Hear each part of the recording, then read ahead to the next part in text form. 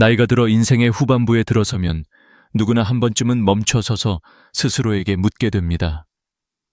앞으로의 삶을 어떻게 살아가야 할까? 나를 지탱해 줄 방식은 무엇일까? 그리고 누구와 어떻게 남은 시간을 보내야 할까? 70세 박 할아버지 역시 그 갈림길 앞에서 깊은 고민에 빠졌습니다. 젊었을 때는 선택의 폭이 넓었습니다. 힘이 있었고 돈을 벌 수 있었고 스스로 생활을 꾸릴 능력도 충분했습니다. 그러나 세월이 흐르면 몸이 둔해지고 한 번의 병이 인생을 완전히 뒤흔들기도 합니다. 박 할아버지는 배우자를 잃은 뒤 갑자기 노후 선택의 현실을 마주했습니다.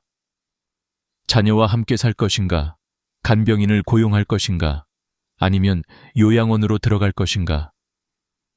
누구나 익숙하게 알고 있는 이 세 가지 선택지는 언뜻 보기에는 당연한 해결책처럼 보이지만 실제로 깊이 들여다보면 어느 하나 쉬운 것이 없었습니다. 자녀에게 의존하려 하면 세대 차이에서 오는 갈등과 미묘한 거리감이 생겼고, 간병인을 부르면 월 400만 500만 원이라는 비용이 연금 생활자에게는 너무 큰 부담이었습니다. 요양원은 경제적으로는 상대적으로 저렴해 보일지 모르지만 자유롭지 못한 규율 속의 집단 생활은 독립적인 성향의 노인에게는 감옥처럼 느껴지기도 합니다. 박 할아버지는 이 세 가지 방식을 모두 경험한 뒤 깊은 회의를 느꼈습니다. 자녀 집에서는 환영받지 못하는 손님 같았고, 간병인은 오래 머물지 않았으며 요양원의 군대식 생활은 단 한 달도 버티기 어려웠습니다. 나이가 들면 자유가 줄어든다는 말을 그는 그때 처음 뼈저리게 깨달았습니다. 그리고 이 과정에서 그는 한 가지 중요한 진실을 보게 되었습니다. 노후라는 것은 누군가가 대신 설계해 주는 것이 아니라 결국 스스로 선택하고 감당해야 하는 무대라는 것입니다. 박 할아버지가 삶의 마지막 장은 내가 직접 써 내려가야 한다고 말한 이유도 여기에 있습니다. 젊을 때는 부모, 배우자, 자녀, 직장 같은 여러 관계 속에서 자연스럽게 삶의 틀이 만들어졌습니다. 하지만 노년은 다릅니다. 남아있는 관계는 점점 줄어들고 옆에 있던 사람들은 하나둘 떠납니다. 그리고 어느 날 문득 스스로의 삶을 스스로 관리하지 않으면 아무도 대신해주지 않는다는 사실을 깨닫게 됩니다. 병원을 혼자 가고 약을 챙겨 먹고 몸이 아픈 날엔 누워서 시간을 보내다가 갑자기 나이가 들었다는 현실이 깊게 와닿는 것입니다. 더 이상 누군가에게 기대기 어려운 시기가 찾아오는 것이지요. 그래서 박 할아버지는 고민했습니다. 내 노후를 어떤 방식으로 지킬 것인가? 자녀와 함께 살아도, 간병인을 쓰더라도, 요양원에 가더라도 생활의 주도권은 남의 손에 넘어가는 느낌이었습니다. 특히 아들 집을 전전하며 잠시 머무르는 사람처럼 느껴졌을 때 그는 마음속에 깊은 상처를 받았습니다. 자녀의 집은 편해야 할 공간이었는데 그는 그곳에서 늘 방으로 밥을 들고 들어가 먹어야 했고, 자녀들이 내뱉는 무심한 말투에서 자신이 짐처럼 느껴졌습니다. 그 순간 그는 결심했습니다. 노후는 누가 대신 챙겨주지 않는다. 내가 선택하지 않으면 내 삶은 남의 기준에 휘둘릴 것이다.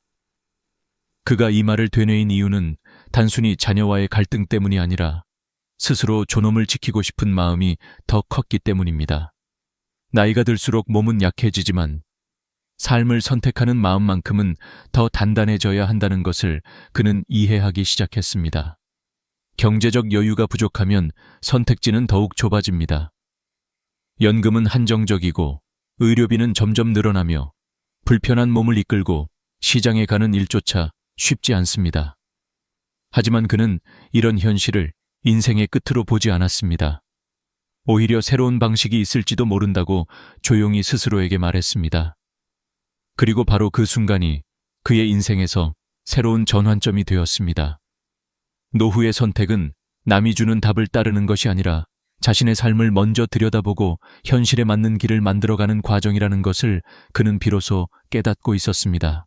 나이가 들어 갈림길 앞에 섰을 때 그 길은 누가 대신 정해주지 않습니다. 선택은 늘 어렵지만 그 선택이야말로 남은 생을 지켜주는 가장 중요한 방패입니다. 그의 고민은 바로 그 방패를 찾기 위한 첫걸음이었습니다. 배우자가 떠난 후 찾아오는 고요는 처음엔 슬픔으로만 느껴지지만 시간이 지나면 그 고요 속에 서서히 또 다른 감정들이 스며듭니다. 허무함, 막막함, 그리고 누구에게도 쉽게 털어놓기 어려운 깊은 외로움.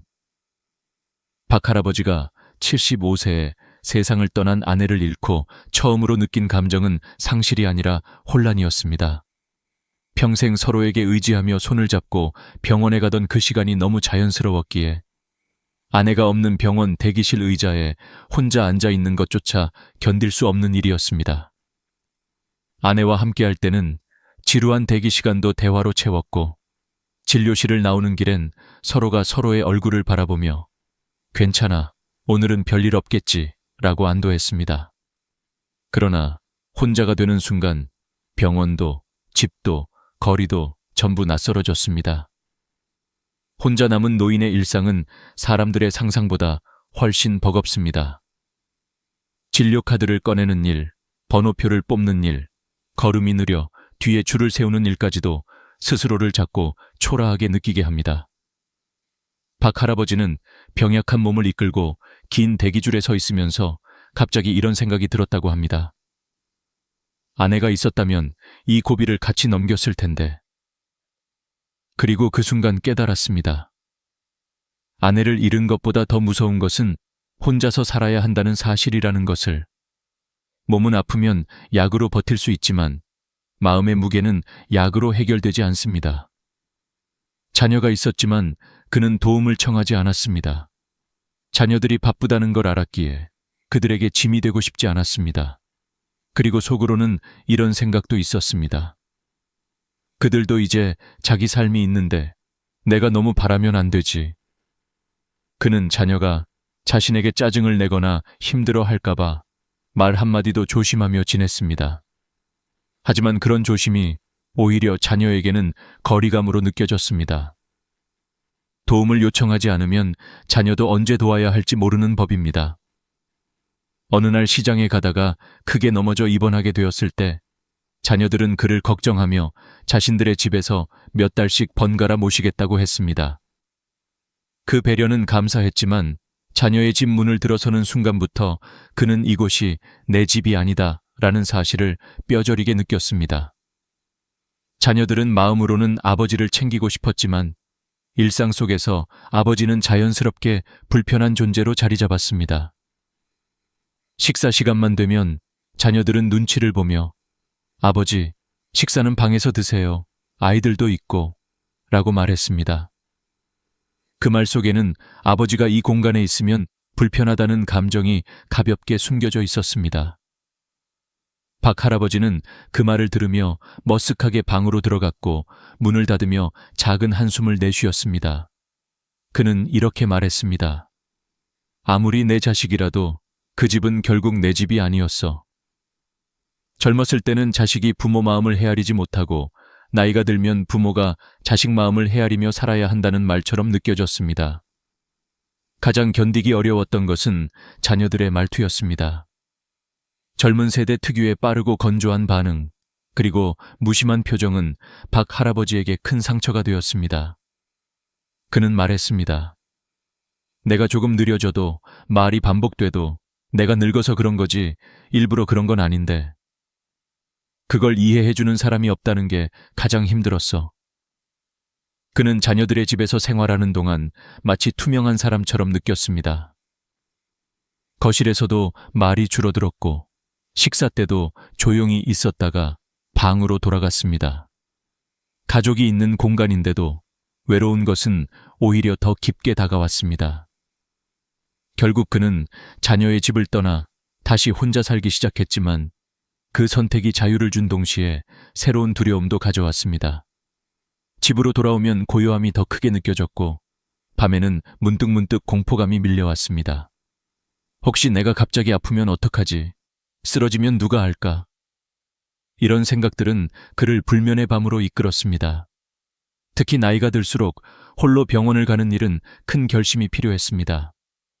다리가 아파도 조금만 참자라고 스스로를 달래며 병원에 가는 일을 미루는 날이 많아졌습니다.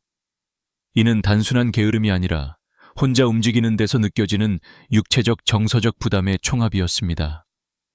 사람들은 종종 말합니다. 자녀가 있으면 든든하지 않나요? 그러나 박 할아버지는 조용히 고개를 저었습니다. 자녀가 있어도 도움을 요청하지 못하면 그 존재는 가까운 듯 가장 먼 관계가 됩니다. 그는 어느 날 이런 생각을 했습니다. 내가 늙어가는 건 자연스러운 일이지만 존엄을 잃고 싶진 않다.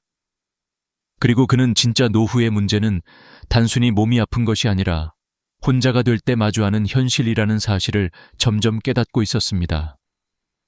나이가 들면 누구나 외로워지지만 그 외로움 속에는 분명한 진실이 있습니다. 누군가에게 완전히 기대어 살아가는 삶은 오래 지속될 수 없다는 것. 그리고 노년에는 내 삶을 지키기 위한 또 다른 방식을 반드시 찾아야 한다는 것. 그는 아직 그 답을 알지 못했지만 마음속 어딘가에서 희미한 불빛처럼 새로운 길이 필요하다는 생각이 점점 커지고 있었습니다. 나이가 들면 누구나 걱정하는 것이 있습니다. 바로 돈입니다. 병원비, 약값, 간병비, 생활비, 예상치 못한 사고나 질병까지. 노년의 돈 문제는 젊을 때보다 훨씬 복잡하고 무겁습니다. 박 할아버지는 아내가 살아있을 때는 경제적인 불안이 크게 와닿지 않았습니다. 두 사람이 함께 생활을 꾸려나가며 서로 의지했기 때문입니다. 하지만 혼자 남은 순간 그가 마주한 현실은 너무도 냉정했습니다. 다리를 다쳐 입원하고 퇴원한 뒤 그는 일상생활의 작은 행동들조차 쉽지 않다는 것을 깨달았습니다. 장을 보러 나가면 돌아오는 길이 고역이었고 계단을 내려올 때마다 다리에 힘이 빠져 식은땀이 흐르곤 했습니다. 몸 하나 제대로 움직이기 어려운 상황에서 그는 결국 간병인을 고용할 수밖에 없었습니다. 그러나 간병인의 월급은 최소 400만 원에서 500만 원. 그 돈은 박 할아버지의 연금을 훌쩍 넘는 금액이었습니다. 자녀들이 일부를 도와주었지만 그 도움조차 박 할아버지에게는 죄책감이었습니다. 내가 이렇게까지 애들 손을 빌려야 하나? 이 말은 그가 가장 듣기 싫은 말이었고 가장 하고 싶지 않은 말이었습니다. 자식에게 손 벌리는 일은 부모가 가장 마지막으로 남기는 선택입니다. 그는 늘 자녀에게 부담을 주지 않겠다고 다짐했지만 현실은 마음과 다르게 흘러갔습니다. 간병인을 고용하는 비용은 단순한 숫자가 아니라 자유를 잃는 느낌과도 연관되어 있었습니다. 돈을 쓰면 생활이 불안해지고 돈을 아끼면 몸이 더 아프고 위험해집니다. 어느 쪽을 선택해도 마음이 편해지지 않는 것입니다. 결국 그의 선택지는 요양원뿐이었습니다. 자녀들도 간병인 비용을 계속 부담하는 것이 어려웠기에 저렴한 요양원으로 들어가 보자고 제안했습니다. 박 할아버지는 실망했지만 자녀의 입장을 이해했습니다. 그는 자녀의 짐이 되기를 원치 않았고 자녀들도 더 이상 감당하기 어려운 경제적 부담을 느끼고 있었으니까요. 그래서 요양원에 들어갔습니다. 그러나 그곳에서의 생활은 그가 꿈꾸던 노후와는 너무나도 달랐습니다. 요양원의 생활은 마치 규칙으로 움직이는 군대 같았습니다. 정해진 시간에 일어나고 정해진 시간에 밥을 먹고 정해진 시간에 약을 먹고 정해진 시간에 불을 끄고 잠자리에 들어야 했습니다. 박 할아버지 같은 자유로운 성격의 사람에게는 이 생활이 큰 억압처럼 느껴졌습니다. 게다가 요양원 안에서의 갈등도 적지 않았습니다.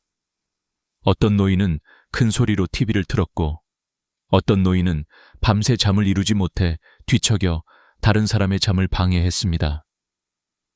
누군가는 사소한 문제로 화를 냈고 누군가는 말다툼을 했습니다. 각기 다른 배경과 성격을 가진 사람들이 작은 공간에서 함께 살아가는 일은 결코 쉬운 일이 아니었습니다. 할아버지는 어느 순간 문득 이런 생각을 했습니다. 이게 내 마지막 삶의 모습이라면 너무 슬프다. 요양원 입소 한 달 만에 그는 그곳을 떠날 것을 결심했습니다. 비용은 아꼈지만 마음은 무너져 내렸습니다. 그리고 다시 집으로 돌아온 그는 혼자서 살아가는 방법을 고민하기 시작했습니다. 문제는 돈이었습니다. 연금으로는 간병인을 지속적으로 고용하기 어렵고 요양원도 자신과 맞지 않았습니다. 그렇다면 남은 선택지는 무엇인가? 그는 오랫동안 머릿속으로 계산하고 따져보고 밤마다 생각했습니다. 돈을 아끼면 몸이 위험해지고 몸을 지키려면 돈이 부족해지는 딜레마 속에서 그는 어느 날 문득 깨달았습니다. 돈을 많이 쓰지 않고도 나를 지켜줄 방법이 있을지도 모른다. 그리고 그 깨달음은 예상치 못한 순간에 찾아왔습니다. 어느 날 마트에 물건을 가지러 갔을 때 젊은 부부가 돈 문제로 크게 다투는 장면을 보면서였습니다. 부부는 생활비가 부족해 다투고 있었고 박 할아버지는 그들의 대화를 조용히 들으며 마음이 아팠습니다. 생활이 빠듯하다는 점에서 그는 그들과 비슷했습니다. 순간 그의 머릿속에 번개처럼 번뜩이는 생각이 떠올랐습니다. 내가 조금의 비용을 지불하고 그들이 나를 도와준다면 서로에게 도움이 될 수 있지 않을까? 그 순간 할아버지는 자신의 노후를 바꿀 결정적인 해결책을 떠올렸습니다. 그는 자신에게 더 이상 큰 비용을 쓰는 노후는 불가능하다는 것을 인정했고 동시에 누군가에게 의지하되 부담을 주지 않는 방식을 찾고 있었습니다. 그 단순한 생각이 그의 삶을 전부 바꿔놓을 혁신적인 방식이었습니다. 바로 젊은 부부에게 소액을 드리고 도움을 받는 생활 방식이었습니다. 간병인에게 500만 원을 주는 대신 젊은 부부에게 50만 원을 드리고 그들로부터 도움을 받는 방식. 비용은 10분의 1로 줄고 생활은 더 편안해지는 방법이었습니다.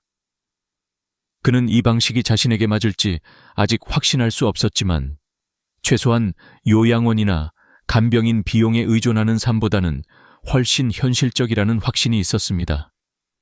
노후는 결국 비용과 편안함의 균형을 어떻게 찾느냐에 달려 있었고 박 할아버지는 그 균형점을 찾아가기 시작하고 있었습니다. 젊은 부부의 말다툼을 지켜본 후 박 할아버지는 집으로 돌아가는 길 내내 깊은 생각에 잠겼습니다.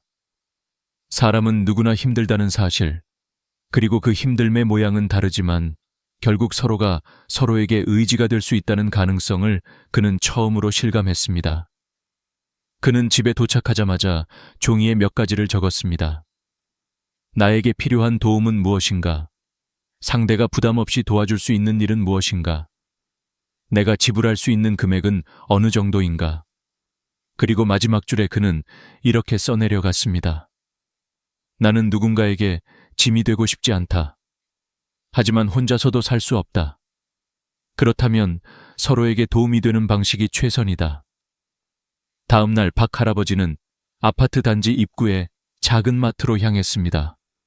걷는 것이 힘들었지만 마음은 단단했습니다.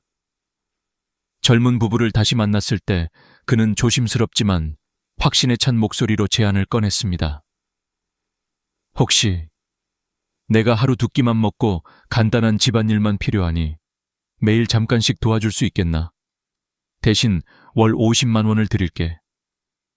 젊은 부부는 처음에는 놀란 표정을 지었습니다.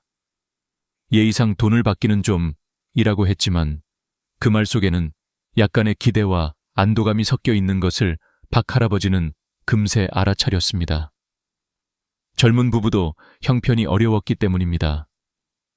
남편은 소득이 일정하지 않은 자영업자였고 아내는 아이를 돌보느라 고정 수입이 없었습니다. 생활비가 빠듯해 다투던 그들에게는 박 할아버지의 제안이 단순한 알바가 아니라 안정적인 추가 수입이 될 수 있었습니다. 잠시 고민하던 부부는 결국 고개를 끄덕이며 제안을 받아들였습니다. 부담드리고 싶지 않아요. 그냥 도와드릴게요. 그 말에 박 할아버지는 고개를 저었습니다. 대가는 받아야 서로 편해. 그래야 오래가고 서로 미안할 것도 없지. 이 말에 젊은 부부는 비로소 편안한 얼굴이 되었습니다. 그렇게 새로운 동행이 시작되었습니다. 다음 날 아침 젊은 부부의 아내는 정성스럽게 집으로 찾아왔습니다. 그녀는 방을 환기시키고 간단히 청소하고 세탁기를 돌린 뒤 부드러운 미음과 따뜻한 반찬을 준비했습니다. 박 할아버지는 오랜만에 누군가가 차려준 집밥을 먹었습니다.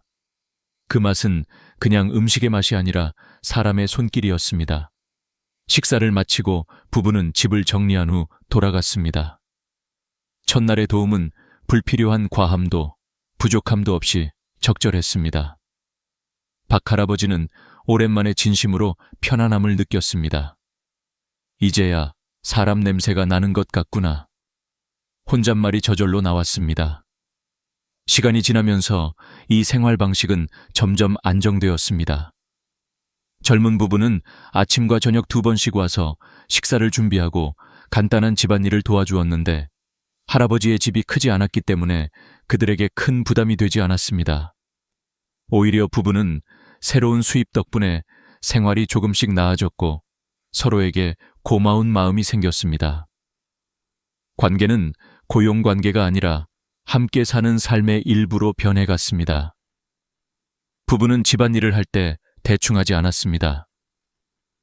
먼지가 조금이라도 보이면 꼼꼼히 닦았고 냉장고 속 식재료도 부족하지 않게 맞춰두었습니다. 아내는 가끔 야채를 더 넣어 반찬을 풍성하게 해주기도 했고 남편은 무거운 물건을 옮겨주며 부담 느끼지 마세요 라고 말했습니다. 박 할아버지는 그들의 진심이 따뜻하게 느껴졌습니다.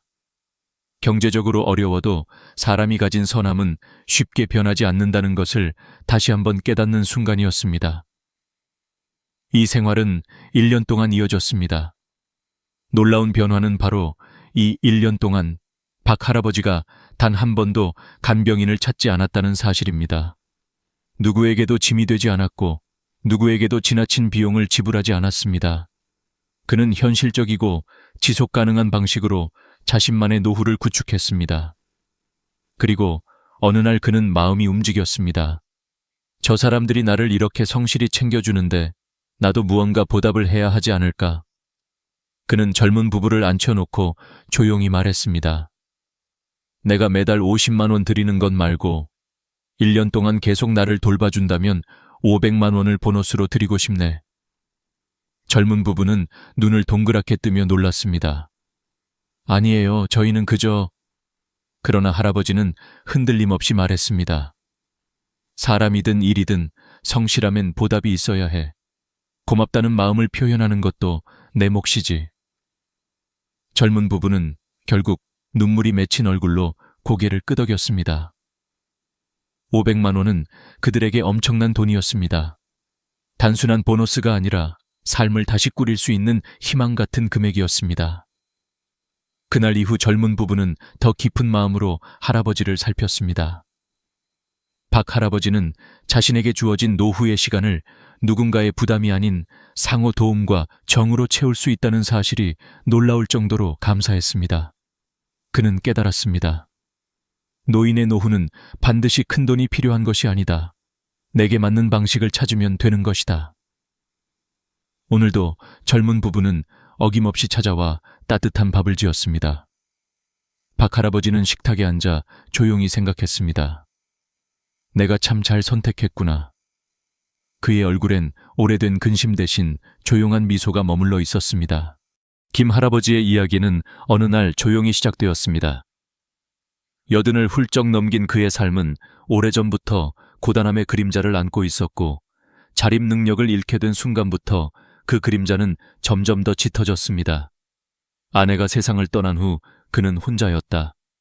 몸이 서서히 약해지고 움직임이 불편해지고 오른쪽 신체 감각을 잃은 후에는 삶의 기본적인 일조차 버거웠습니다.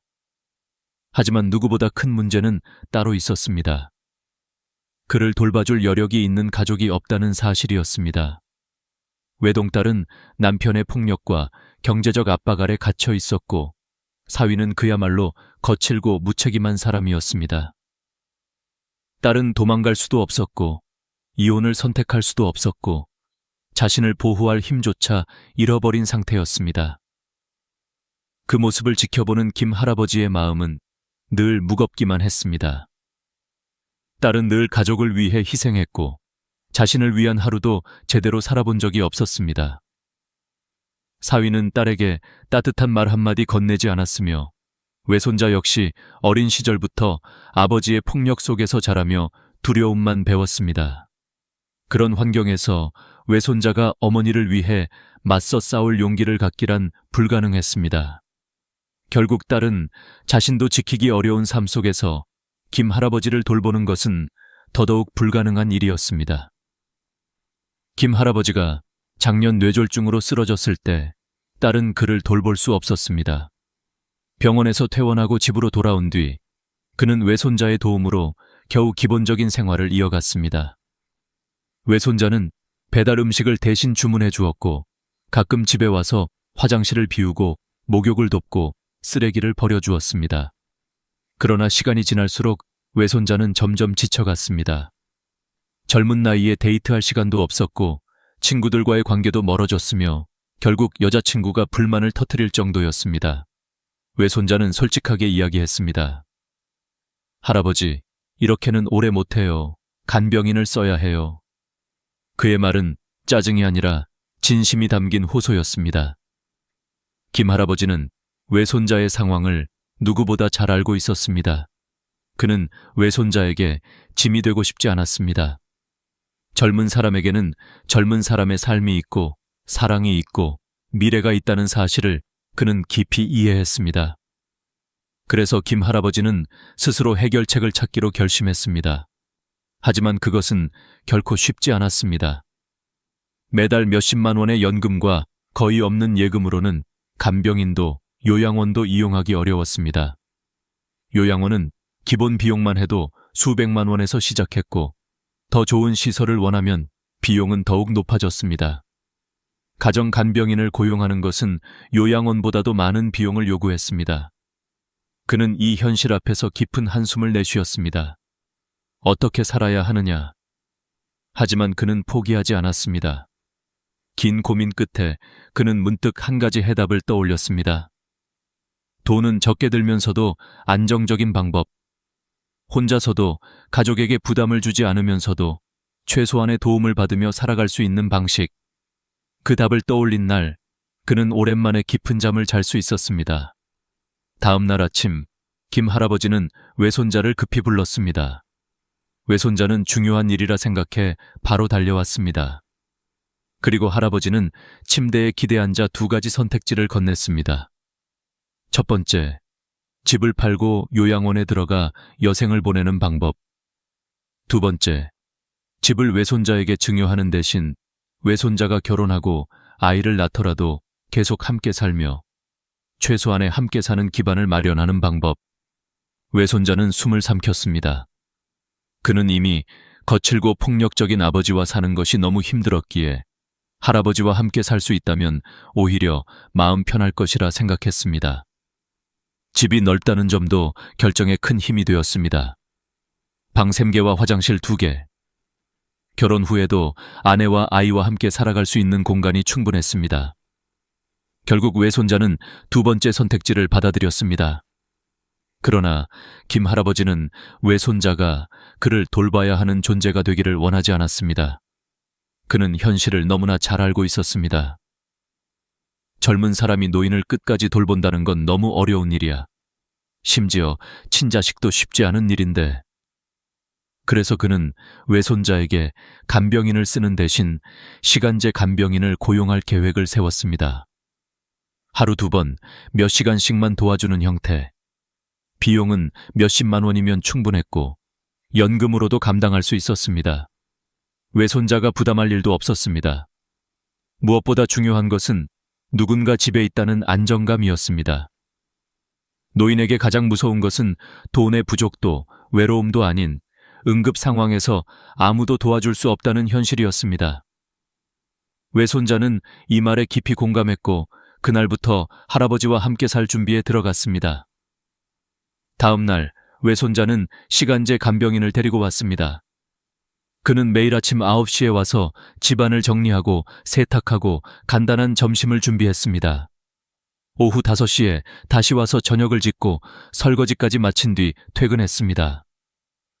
외손자는 더 이상 생활이 무너질 걱정 없이 자신의 삶을 이어갈 수 있었고 김 할아버지는 큰돈 없이도 안정된 일상을 되찾았습니다. 집은 조금씩 수리되었고 생활은 점점 더 편안해졌습니다. 무엇보다 가족 간의 관계가 훨씬 따뜻해졌습니다. 서로 부담을 주지 않고 서로를 위해 최선의 방식을 찾았기 때문입니다. 김 할아버지는 지금의 삶에 만족했습니다.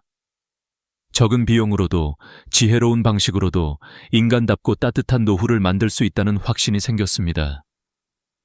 그는 조용히 미소 지으며 생각했습니다. 노후란 결국 돈이 아니라 지혜로 살아가는 것이구나. 김 할아버지의 이야기는 여기에서 끝나지 않습니다. 그의 지혜는 단순히 생활을 유지하는 방법을 찾는데 그치지 않았습니다. 그는 노년의 진짜 두려움이 무엇인지, 그리고 그 두려움을 어떻게 마주해야 하는지를 온몸으로 깨닫고 있었습니다. 사람들은 흔히 노년의 가장 큰 고통을 경제적 어려움이라고 생각합니다. 물론 돈은 중요합니다. 하지만 김 할아버지는 말합니다.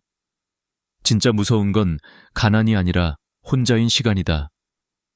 젊을 때는 모르지만 나이가 들면 고립의 무게가 얼마나 무거운지 뼛속 깊이 느껴집니다. 병원에 갈 때도, 갑자기 쓰러질까 두려운 밤도, 음식이 잘 넘어가지 않는 날도, 그 모든 순간은 결국 혼자 견뎌야만 합니다. 그렇기에 그는 외손자와 함께 사는 것이 단순히 돌봄 때문이 아니라 마음의 안정 때문이라고 말했습니다. 나이가 들면 누군가 문 너머에 있다는 것만으로도 삶의 공포가 절반으로 줄어들기 때문입니다. 하지만 김 할아버지는 그 안정감에 기대며 의존하지 않았습니다. 외손자가 힘들지 않도록, 자신이 부담이 되지 않도록 끝까지 지혜롭게 모든 것을 설계하려고 했습니다. 그가 시간제 간병인을 고용하기로 한 것도 같은 이유였습니다. 사람의 마음은 약해지고 몸은 점점 굳어가지만 품위를 잃고 싶지 않은 마음은 나이가 들어도 변하지 않습니다. 그는 마지막까지 누군가에게 짐이 되지 않는 삶을 꿈꾸고 있었습니다. 어느 날 외손자가 직장에서 지친 얼굴로 퇴근해와 말했습니다. 할아버지, 요즘 회사에서 일이 많아서 조금 힘들어요. 그 말에 김 할아버지는 조용히 고개를 끄덕였습니다. 젊은 사람이 자기 삶을 개척해 나가는 길이 얼마나 고단한지 그는 누구보다 잘 알고 있었습니다. 그는 외손자에게 따뜻한 차를 내어주며 말했습니다. 힘들면 언제든 쉬어라. 나는 간병인도 있고 네가 없더라도 괜찮다. 내 인생을 먼저 살아라. 외손자는 그 말에 눈시울이 붉어졌습니다. 돌봄이 부담이 되어서는 안 되는데 할아버지가 오히려 자신을 배려하고 있다는 사실에 마음이 복잡해졌습니다. 그러나 김 할아버지는 끝까지 흔들림이 없었습니다. 그의 방식은 의존이 아닌 서로가 서로에게 여유를 줄 수 있는 관계였습니다. 이것이 바로 많은 노인들이 간과하는 지점입니다. 자녀와 함께 살든 간병인을 고용하든 요양원을 가든 그 어떤 선택도 정답은 아닙니다. 정답은 관계가 무너지지 않는 방식을 택하는 것입니다. 김 할아버지는 그 방법을 스스로 찾아냈습니다. 그는 스스로를 불쌍하게 여기지 않았습니다. 오히려 자신의 삶을 마지막까지 스스로 설계해 나가는 주체였습니다. 그는 어느 날 외손자에게 말했습니다. 나는 내 남은 시간을 슬픔으로 채우고 싶지 않다. 나한테 남은 건 하루하루가 얼마나 소중한지 느끼며 살아가는 일이야. 그러고는 창밖을 한참 바라보았습니다. 그의 눈에는 외로움도 있었지만 그보다 더 큰 담담함이 깔려 있었습니다. 그는 자신을 거두어 줄 사람을 찾는 것이 아니라 자신이 스스로 당당히 서 있을 수 있는 방식을 찾은 것입니다. 이것이 바로 노년의 품이었습니다. 김 할아버지는 스스로의 삶을 정리하며 비상금의 중요성도 강조했습니다. 그는 말했습니다.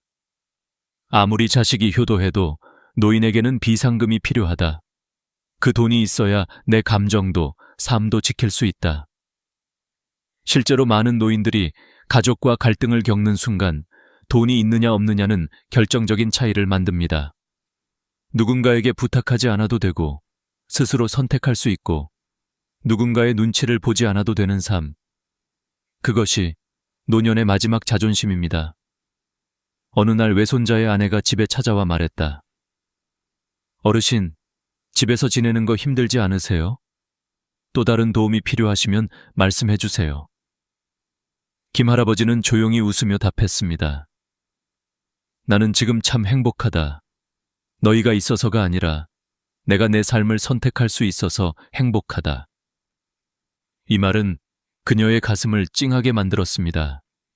그는 의존하는 것이 아니라 함께 사는 것이었고 도움을 받는 대신 서로에게 여유를 나누는 방식으로 노년을 보내고 있었습니다.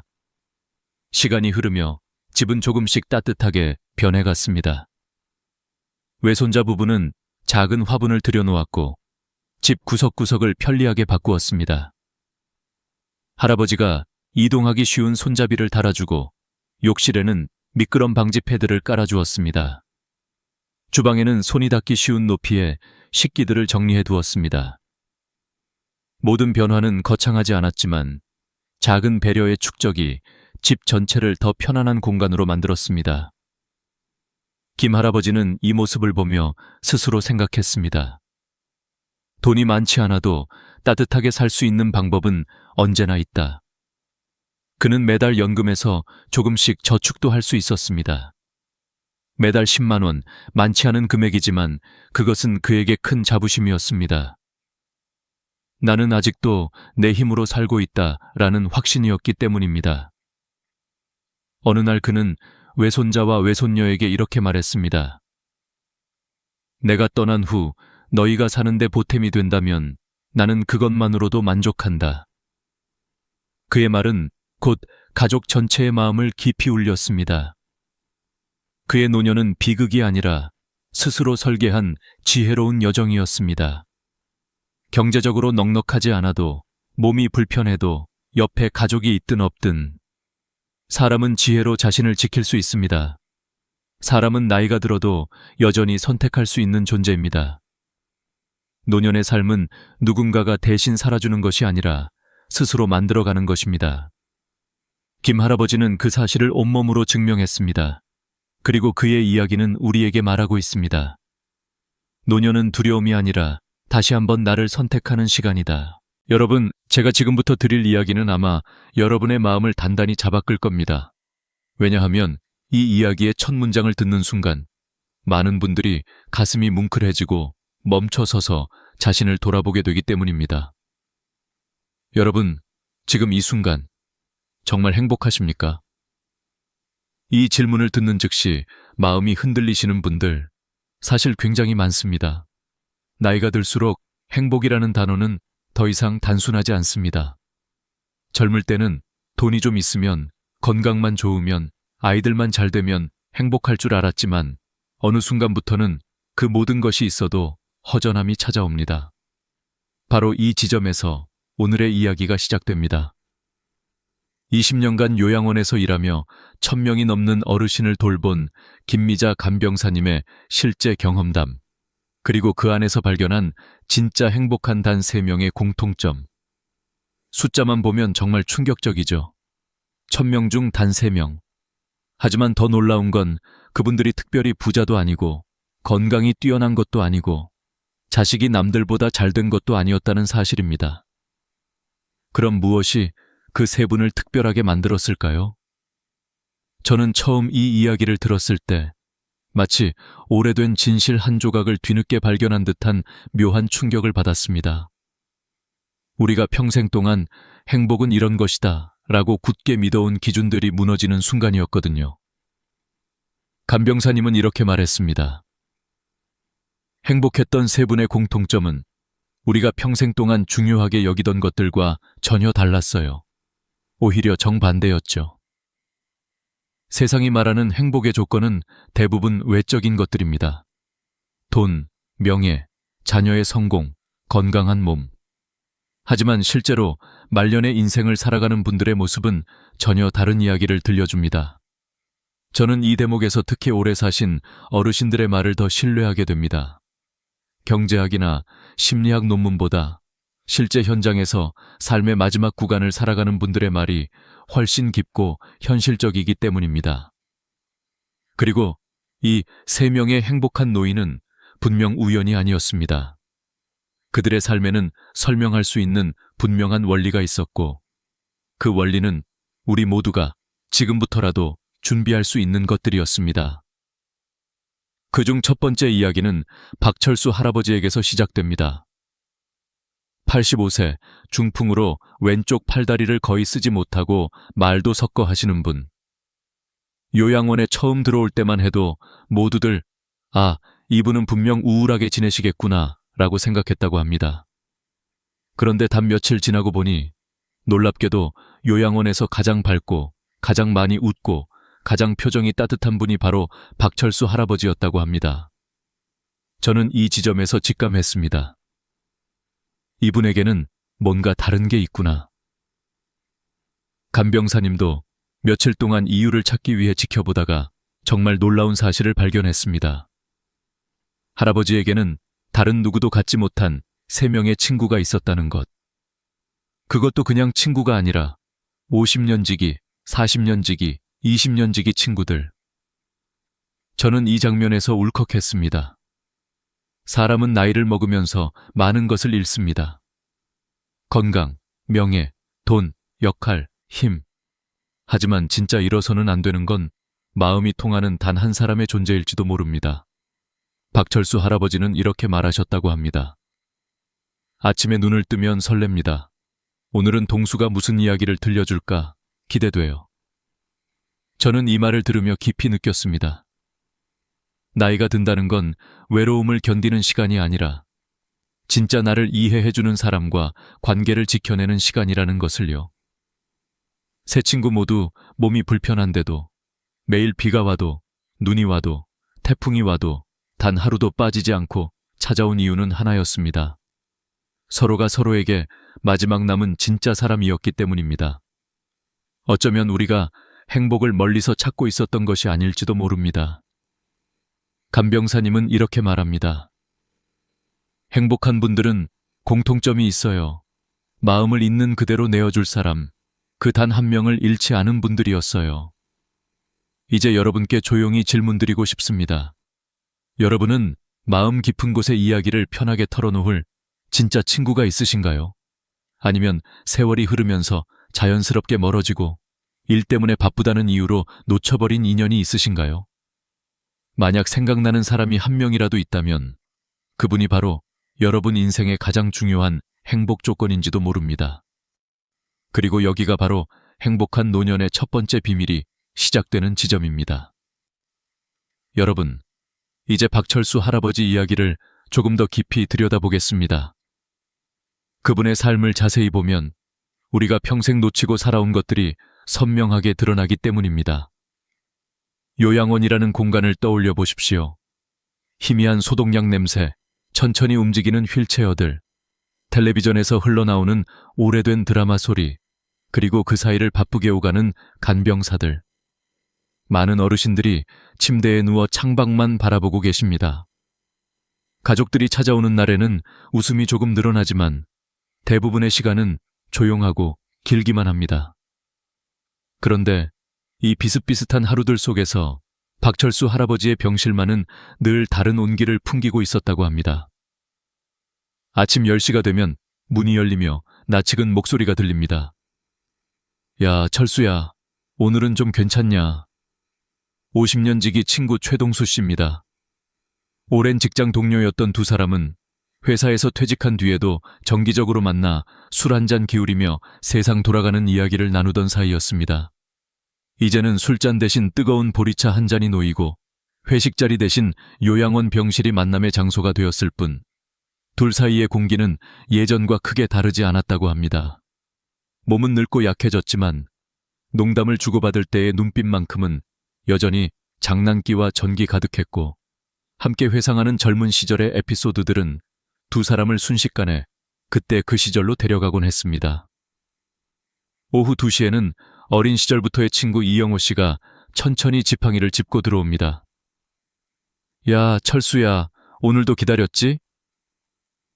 둘은 같은 동네에서 자라 학교도 같이 다니고 동네 재개발로 집이 흩어질 때까지 거의 형제처럼 지냈던 사이라고 합니다.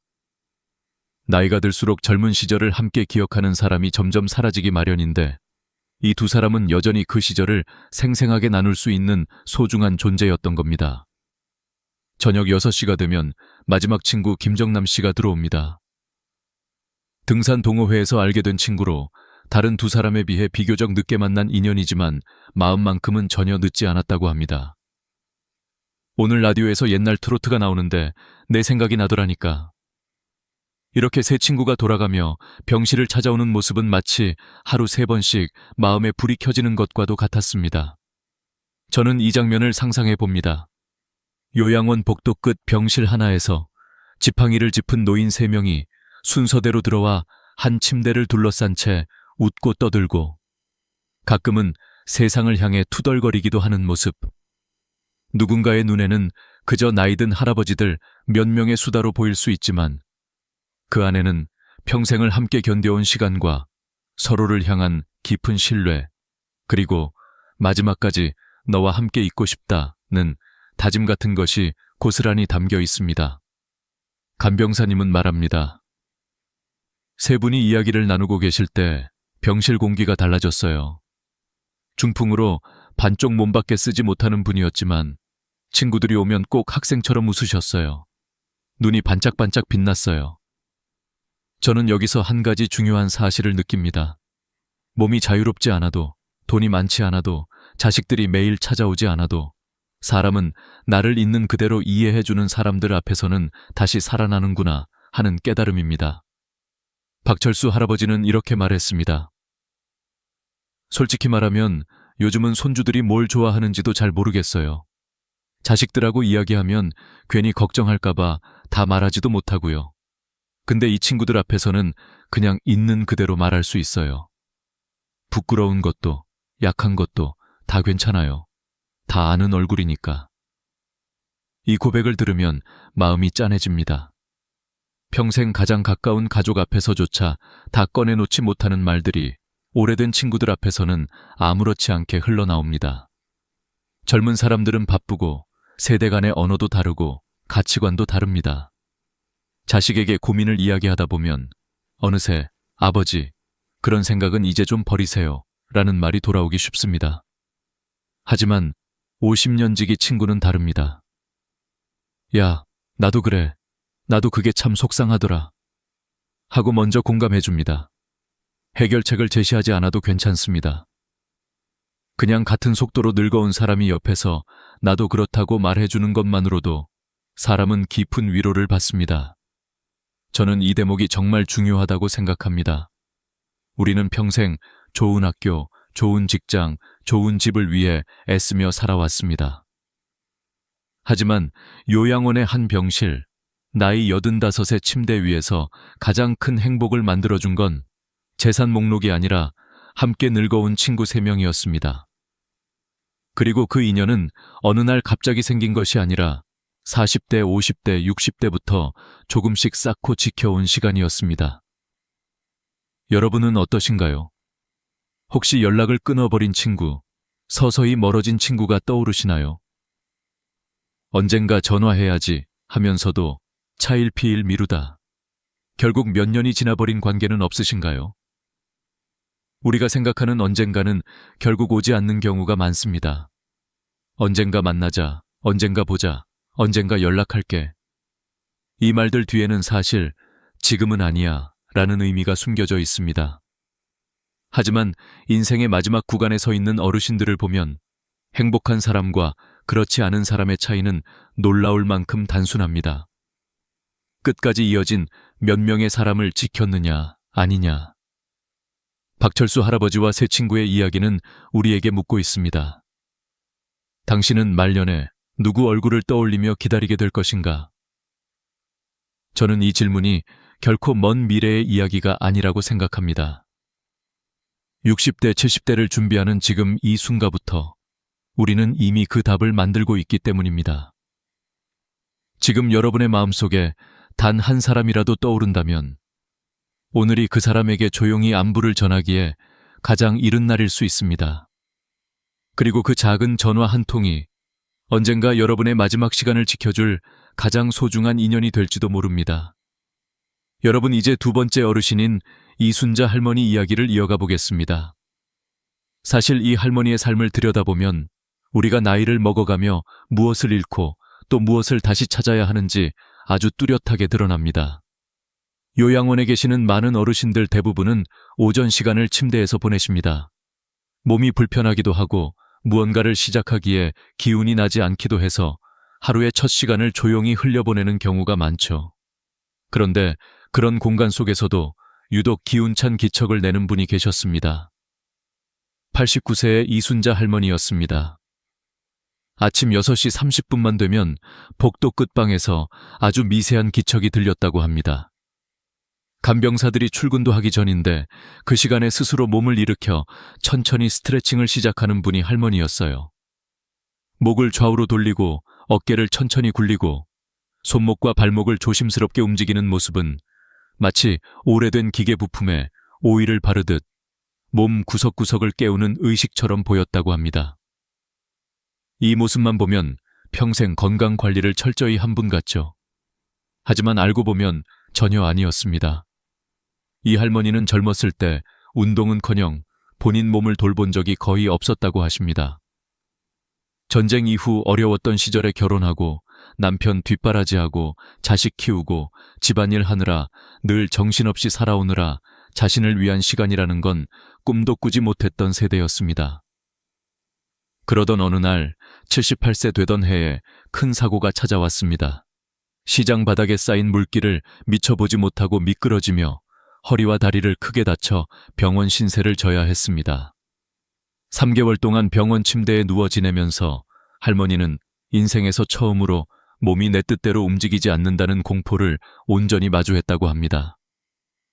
화장실을 가고 싶어도 다른 사람을 불러야 하고 밥 먹는 자세 하나도 스스로 조정할 수 없고 누워있는 시간이 길어질수록 마음까지 잿빛으로 변해갔다고 해요.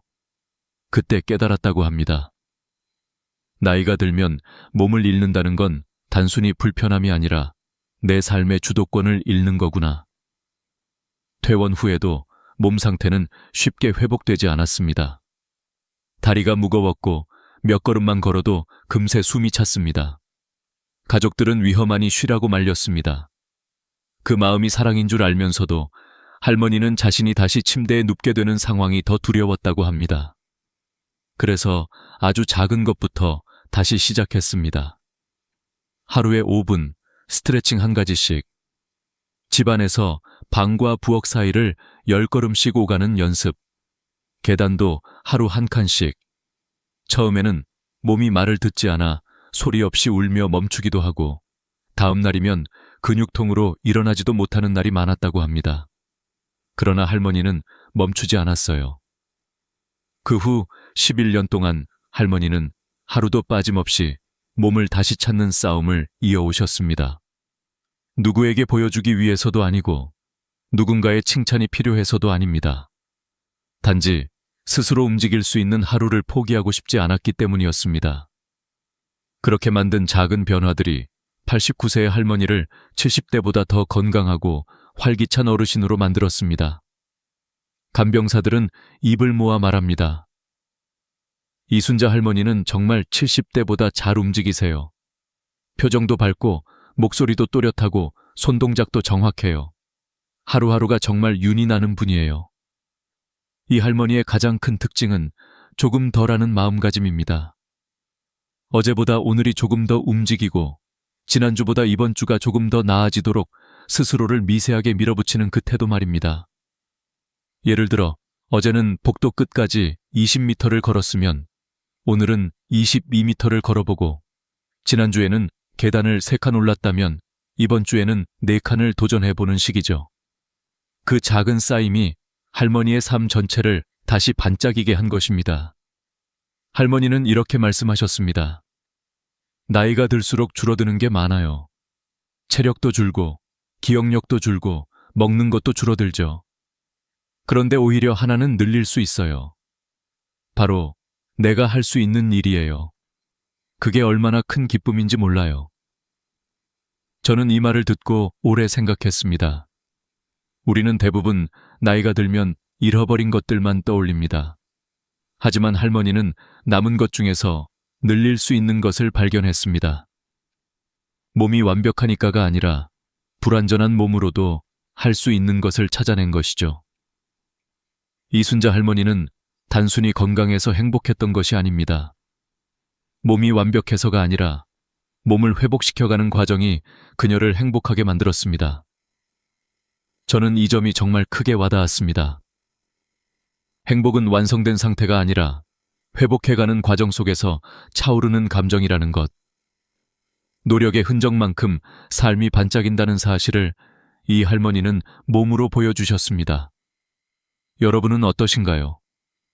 지금 몸이 예전 같지 않다고 느끼시나요? 어디가 아픈지, 언제부터 불편해졌는지, 어떤 병명인지, 이런 생각들이 마음을 짓누르고 계신가요? 할머니처럼 오늘보다 내일 한 걸음 더 움직여 보겠다는 마음 하나면 충분합니다. 건강은 큰일을 해야 돌아오는 것이 아니라 아주 작은 행동들이 쌓일 때 돌아오니까요. 이순자 할머니의 이야기는 우리에게 묻습니다. 지금 할 수 있는 일은 무엇인가요? 오늘 한 걸음, 내일 두 걸음, 그렇게 쌓아가 볼 생각은 있으신가요? 이 이야기를 듣고 마음이 조금이라도 움직이셨다면 지금 이 순간이 바로 시작점입니다. 몸의 자유는 삶의 자유와도 같습니다. 나이가 들수록 잃는 것이 많아지지만 바로 그렇기 때문에 스스로 다시 찾아가는 과정이 더 소중해지는 법입니다. 그리고 이러한 할머니의 태도는 다음 어르신의 이야기를 이해하는 데에도 중요한 실마리가 됩니다. 왜냐하면 세 번째 어르신은 전혀 다른 방식으로 삶의 자유를 되찾았기 때문입니다. 할머니가 몸을 통해 자유를 회복했다면 다음 주인공은 마음의 즐거움을 통해 새로운 인생을 시작했습니다. 87세에 다시 태어난 사람처럼 말이죠. 이제 그 놀라운 이야기를 이어가겠습니다. 여러분, 이제 세 번째 어르신인 최영수 할아버지 이야기를 이어가겠습니다. 이분의 삶은 우리에게 아주 중요한 질문을 던집니다. 나이가 들어도 사람이 다시 변할 수 있을까? 많은 분들이 이렇게 말합니다. 70 넘으면 성격도 습관도 인생도 그대로야. 하지만 최영수 할아버지는 그 말을 단숨에 뒤집어 버린 분이었습니다. 87세라는 나이가 오히려 새로운 시작의 문이 될 수도 있다는 사실을 몸소 증명하셨기 때문입니다. 김미자 간병사가 처음 할아버지를 요양원에서 만났을 때 그의 첫인상은 조용하고 무표정한 어르신이었다고 합니다. 필요한 말만 조용히 하고 다른 어르신들과도 거의 대화를 나누지 않았다고 해요.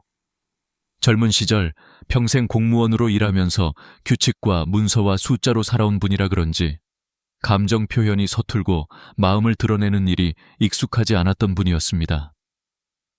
퇴직 후에도 마찬가지였습니다. 일이라는 무게가 빠져나간 빈자리를 어떻게 채워야 할지 몰라 TV를 켜놓고 하루 종일 뉴스만 보며 시간을 흘려보냈다고 합니다. 그러던 어느 날 혼자 집에 있는 시간이 너무 우울해서 요양원 입소를 결정했지만 거기서도 어색함은 계속됐습니다. 다른 어르신들이 삼삼오오 모여 이야기하고 웃고 있는 모습 속에서 자신만 조용히 떨어져 있는 느낌. 그 낯설고 고독한 감정은 쉽게 사라지지 않았습니다. 그런데 이 할아버지의 인생이 바뀌는 순간은 아주 우연한 장면에서 시작됐습니다.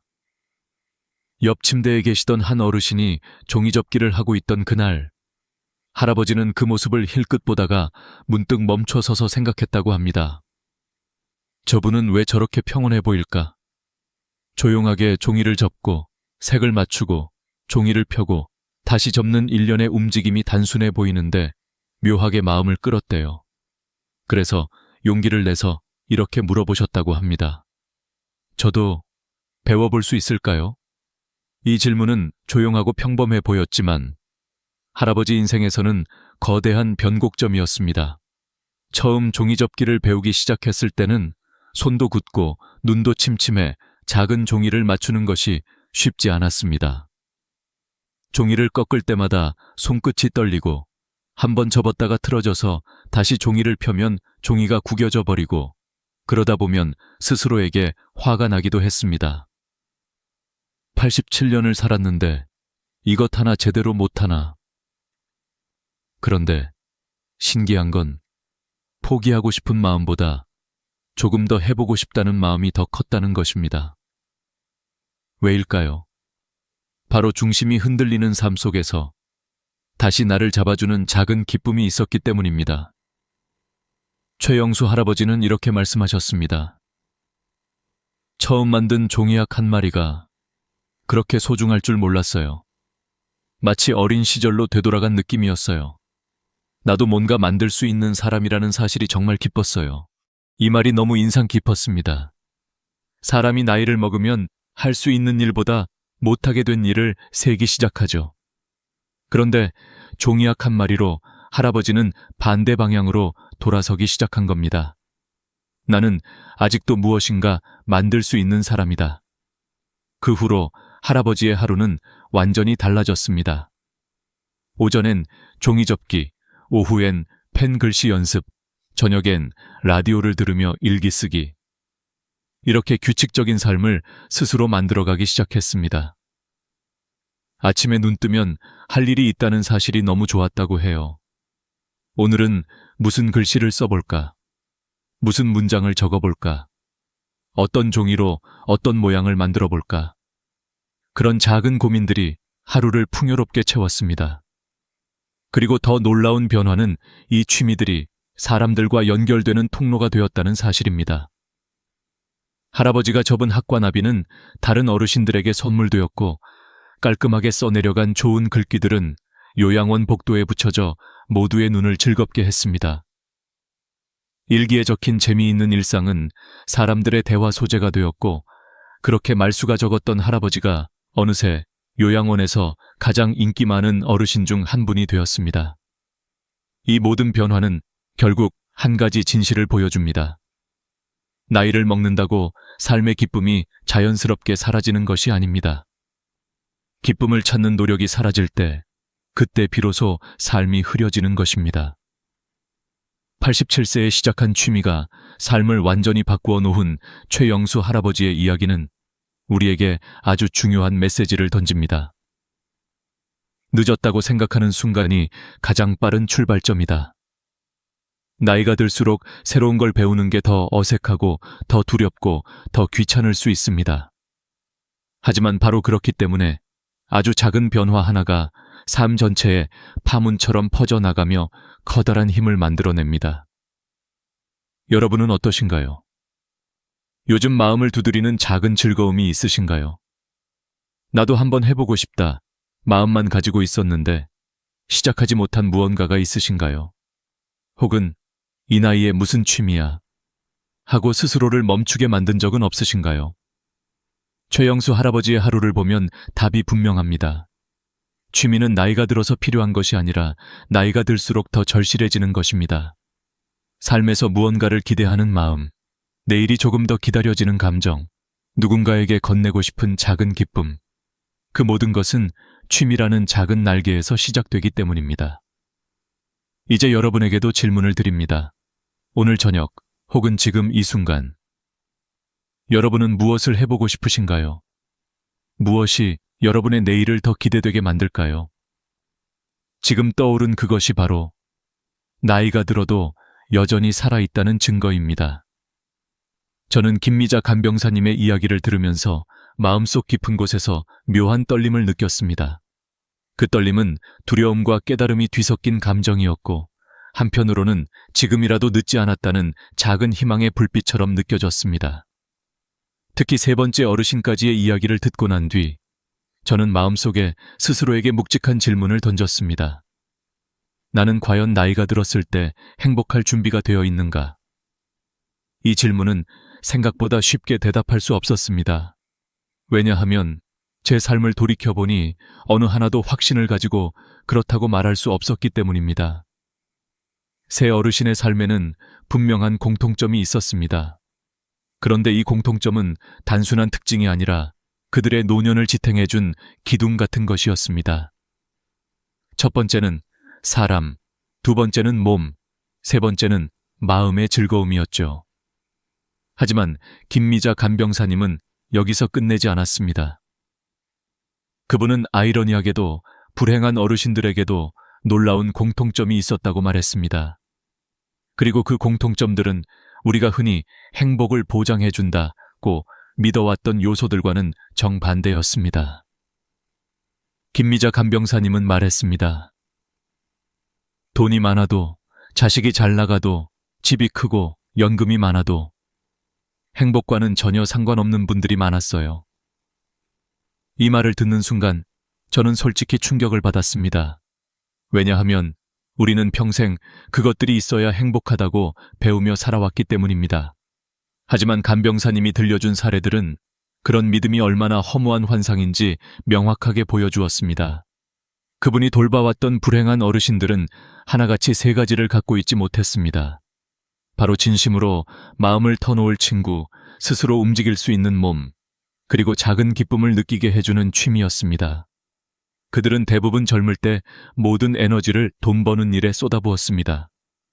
친구를 만날 시간이 없었고 건강을 챙길 여유가 없었으며 어떤 취미도 갖지 못했습니다. 그렇게 40년, 50년을 살다가 노년에 접어든 순간 그 공백은 걷잡을 수 없이 커져버리는 것이었죠. 김미자 간병사님은 깊은 한숨과 함께 이렇게 말했습니다. 어르신들 중엔 말년에 처음으로 깨달아요. 아, 나는 평생 동안 돈은 모았는데 나 자신은 하나도 남겨놓지 않았구나. 이 이야기를 듣는 순간 제 가슴이 묘하게 아려왔습니다. 마치 미래의 제가 조용히 속삭이는 것 같았습니다. 그게 바로 너의 모습이 될 수도 있어. 저는 순간적으로 두려움을 느꼈습니다. 그리고 그러한 두려움은 저에게 아주 중요한 사실을 깨닫게 해주었습니다. 행복은 절대 나이 들어 저절로 찾아오는 것이 아니라 젊을 때부터 조금씩 준비해야 한다는 진실이었습니다. 간병사님은 불행한 어르신들의 또 다른 공통점을 들려주었습니다. 바로 관계의 단절이었습니다. 젊을 때는 인간관계를 우선순위에서 밀어내고 오직 일과 가정만 챙기며 살았던 분들이었습니다. 그런 분들이 70세, 80세가 되면 충격적인 상황과 마주하게 됩니다. 평생 함께 살던 배우자는 먼저 떠나고 자식들은 바쁘다는 이유로 자주 찾아오지 못하고 심지어 연락하던 지인들마저 하나둘 떠나면서 결국 혼자 남게 되는 것입니다. 특히 한 어르신의 이야기는 제 마음에 깊게 남았습니다. 그는 젊은 시절부터 사업을 크게 했고 주변에는 항상 많은 사람들이 모여 있었습니다. 하지만 그가 말년에 했던 말은 정말 씁쓸했습니다. 내 곁에는 사람이 많았던 게 아니었어. 내 돈 냄새를 맡고 모여든 사람들이었던 거야. 그 말에서 묻어난 허무함, 공허함은 말로 표현하기 어려울 정도였습니다. 그는 사람들 속에서 평생 외롭게 살았던 것이었습니다. 그리고 두 번째 공통점은 몸을 돌보지 않은 대가였습니다. 젊을 때는 몸이 튼튼하다고 생각해 운동도 안 하고 스트레스는 술이나 담배로 해결하고 건강검진도 자주 받지 않았습니다. 그 결과 60대 이후부터는 병원과 친구가 되는 경우가 많았습니다. 당뇨, 고혈압, 관절염, 심장질환. 이런 질병들은 하루아침에 생긴 것이 아니라 30년간 쌓인 생활 습관의 결과였던 것이죠. 어떤 어르신은 이렇게 말씀하셨다고 합니다. 젊을 땐 건강을 돈으로 살 수 있다고 착각했어. 하지만 나이 들면 알게 돼. 돈으로는 지나간 시간을 되돌릴 수가 없다는 걸. 세 번째 공통점은 마음을 기댈 곳이 없다는 사실이었습니다. 그들은 평생 일을 중심으로 살아왔기 때문에 일 외의 즐거움, 취미, 작은 기쁨을 느끼는 법을 배우지 못했습니다. 그래서 퇴직 후 하루가 너무 길고 너무 무료하게 느껴졌습니다. 누군가는 이렇게 말했다고 합니다. 내가 회사에서 벗어나면 난 아무것도 아니더라. 그래서 하루가 너무 무서웠어. 이 세 가지 이야기를 들으며 저는 또 한 번 묵직한 깨달음을 얻게 되었습니다. 행복한 노년을 만드는 것도 불행한 노년을 만드는 것도 결국 지금의 나가 조금씩 쌓아오는 것들이라는 사실입니다. 그건 다른 사람의 책임도 사회의 책임도 아니라는 걸 알게 되었습니다. 오히려 지금의 선택과 습관들이 10년 후, 20년 후의 나를 완전히 다르게 만들 수 있다는 것이었죠. 그리고 김미자 간병사님의 마지막 한마디는 정말 가슴 깊이 박혔습니다. 노년의 행복은 나이가 들어서 갑자기 생기는 것이 아니라 젊을 때부터 조금씩 쌓아온 것들이 나중에 꽃을 피우는 거예요. 이 말을 들었을 때 저는 마치 눈앞이 환하게 트이는 느낌을 받았습니다. 행복한 노년이란 선물이 아니라 결과물이며 누군가가 내게 주는 것이 아니라 내가 스스로 만들어가는 것이라는 것이었습니다.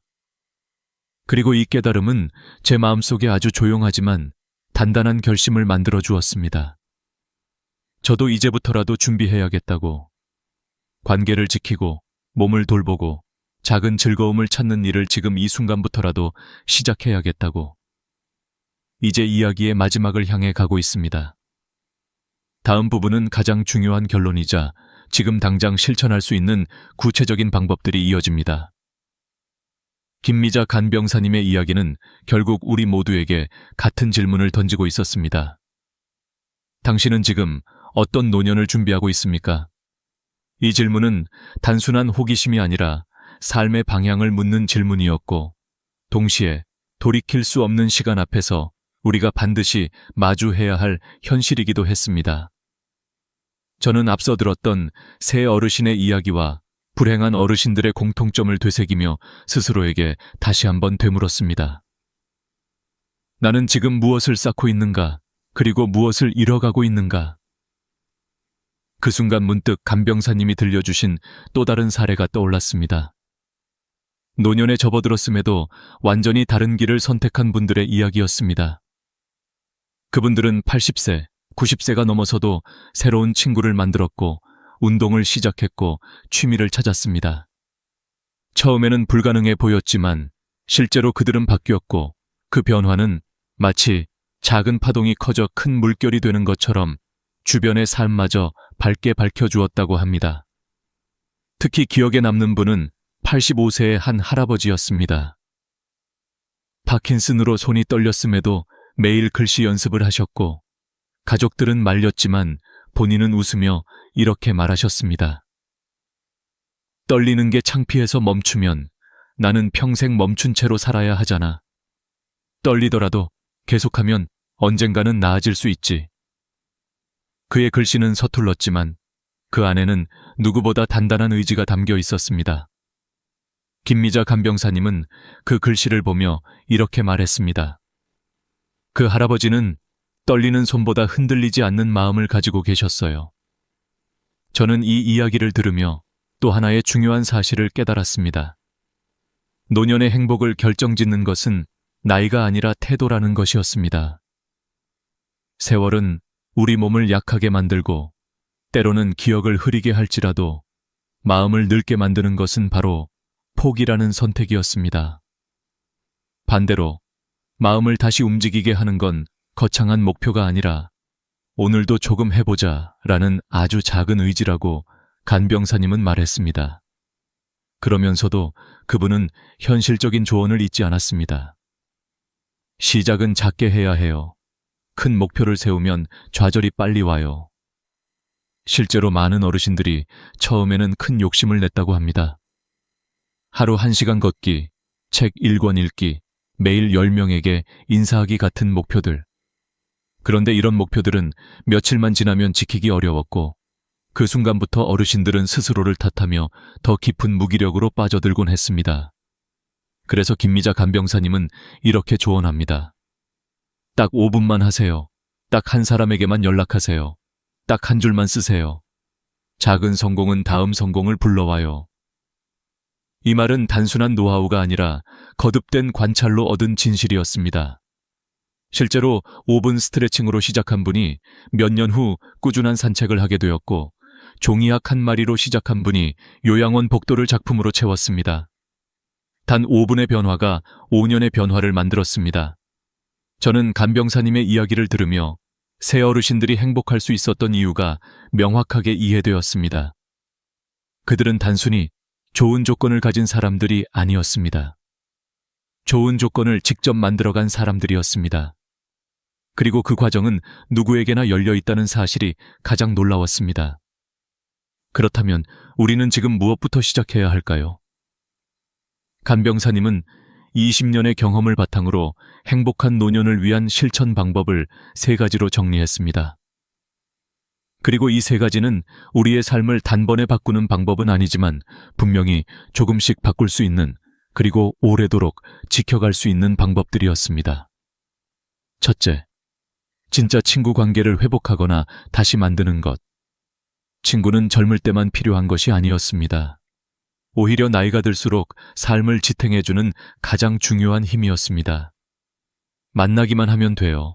서로 웃고 이야기하면 돼요. 간병사님의 이 말은 지나치게 단순해 보였지만 실제로 노년의 행복도 그만큼 단순했습니다. 서로의 안부를 묻고 감정을 나누고 존재 자체를 인정하는 관계 하나가 노년의 고독을 단단하게 막아주었습니다. 둘째, 매일 5분이라도 몸을 움직이는 것. 운동은 건강을 위한 행동이기 전에 나는 아직 움직일 수 있다는 희망의 증거였습니다. 그리고 스스로 움직일 수 있다는 감각은 자신감이 되었고, 이 자신감은 다시 마음의 활력으로 이어졌습니다. 셋째, 나만의 작은 즐거움을 하나 만드는 것. 이 즐거움은 거창할 필요가 없었습니다. 종이 한 장을 접는 것, 짧은 글을 쓰는 것, 음악 한 곡을 듣는 것, 작은 화분에 물을 주는 것. 이런 작은 행위들은 하루를 밝히는 등불이 되었고 노년의 삶에 살아있다는 느낌을 선물했습니다. 간병사님은 마지막으로 이렇게 말했습니다. 나이가 들면 잃는 것도 많아요. 하지만 얻을 수 있는 것도 분명히 있어요. 중요한 건 그걸 스스로 선택할지 말지예요.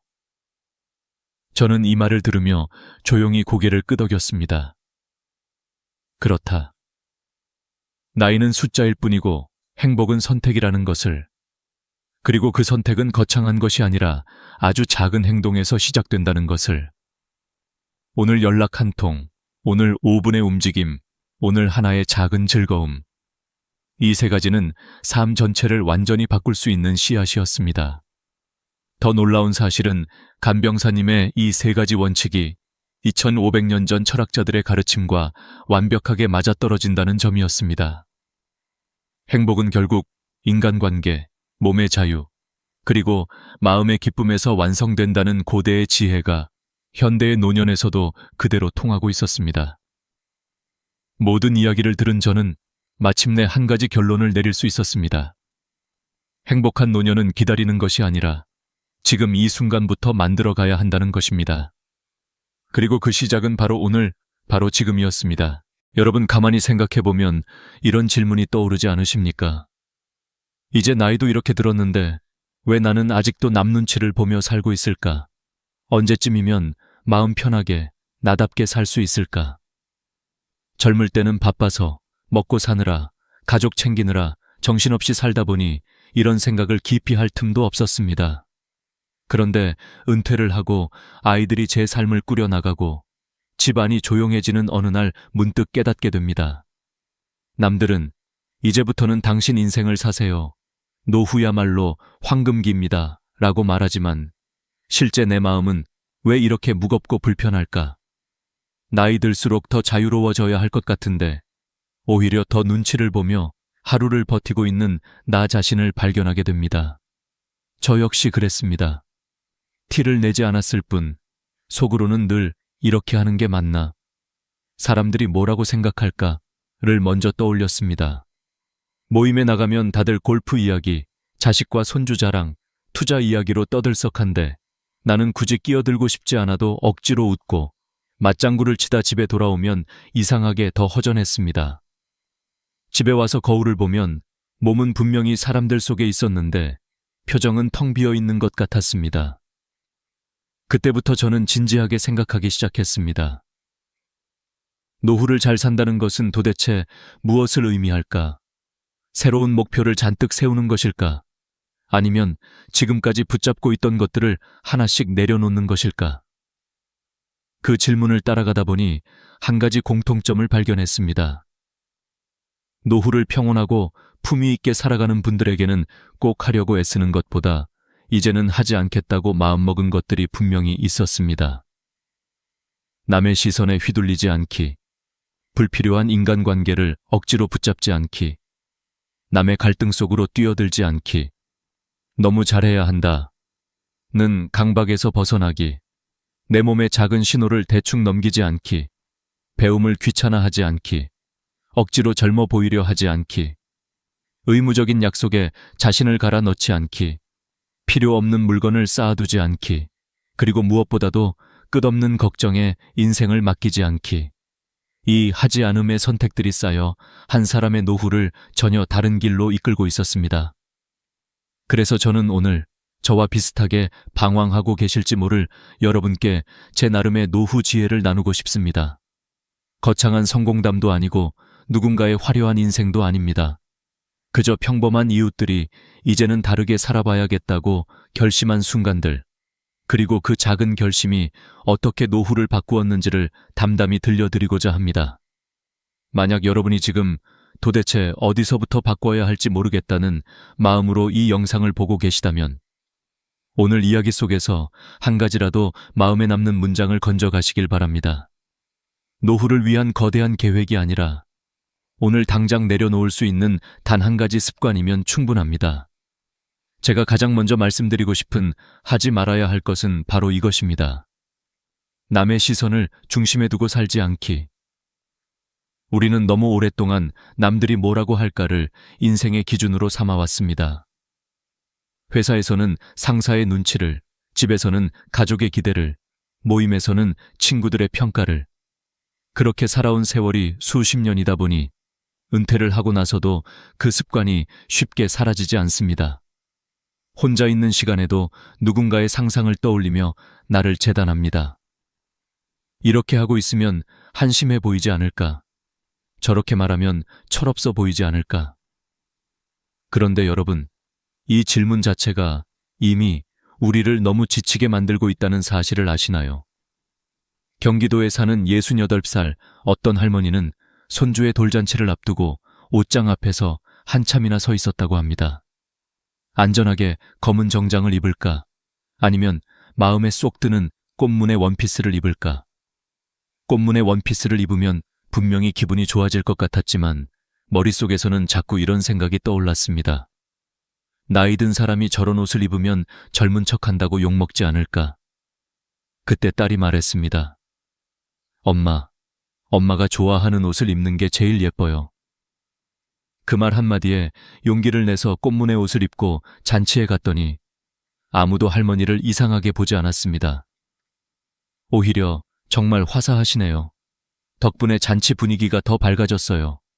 라는 말을 들었습니다. 그날 밤 할머니는 조용히 생각했습니다. 사람들이 싫어할까봐 겁냈던 건 결국 내 상상 속에서 만든 두려움이었구나. 사람들이 진짜 좋아하는 건 나이와 상관없이 자기 자신을 좋아하는 사람의 표정이었구나. 그리고 작은 결심을 했습니다. 이제부터는 옷을 고를 때 남들이 뭐라고 할까가 아니라 내가 어떤 옷을 입으면 하루를 더 즐겁게 보낼 수 있을까를 기준으로 삼겠다고 말이지요. 또 어떤 어르신은 평생 제가 잘 몰라서 그런데요.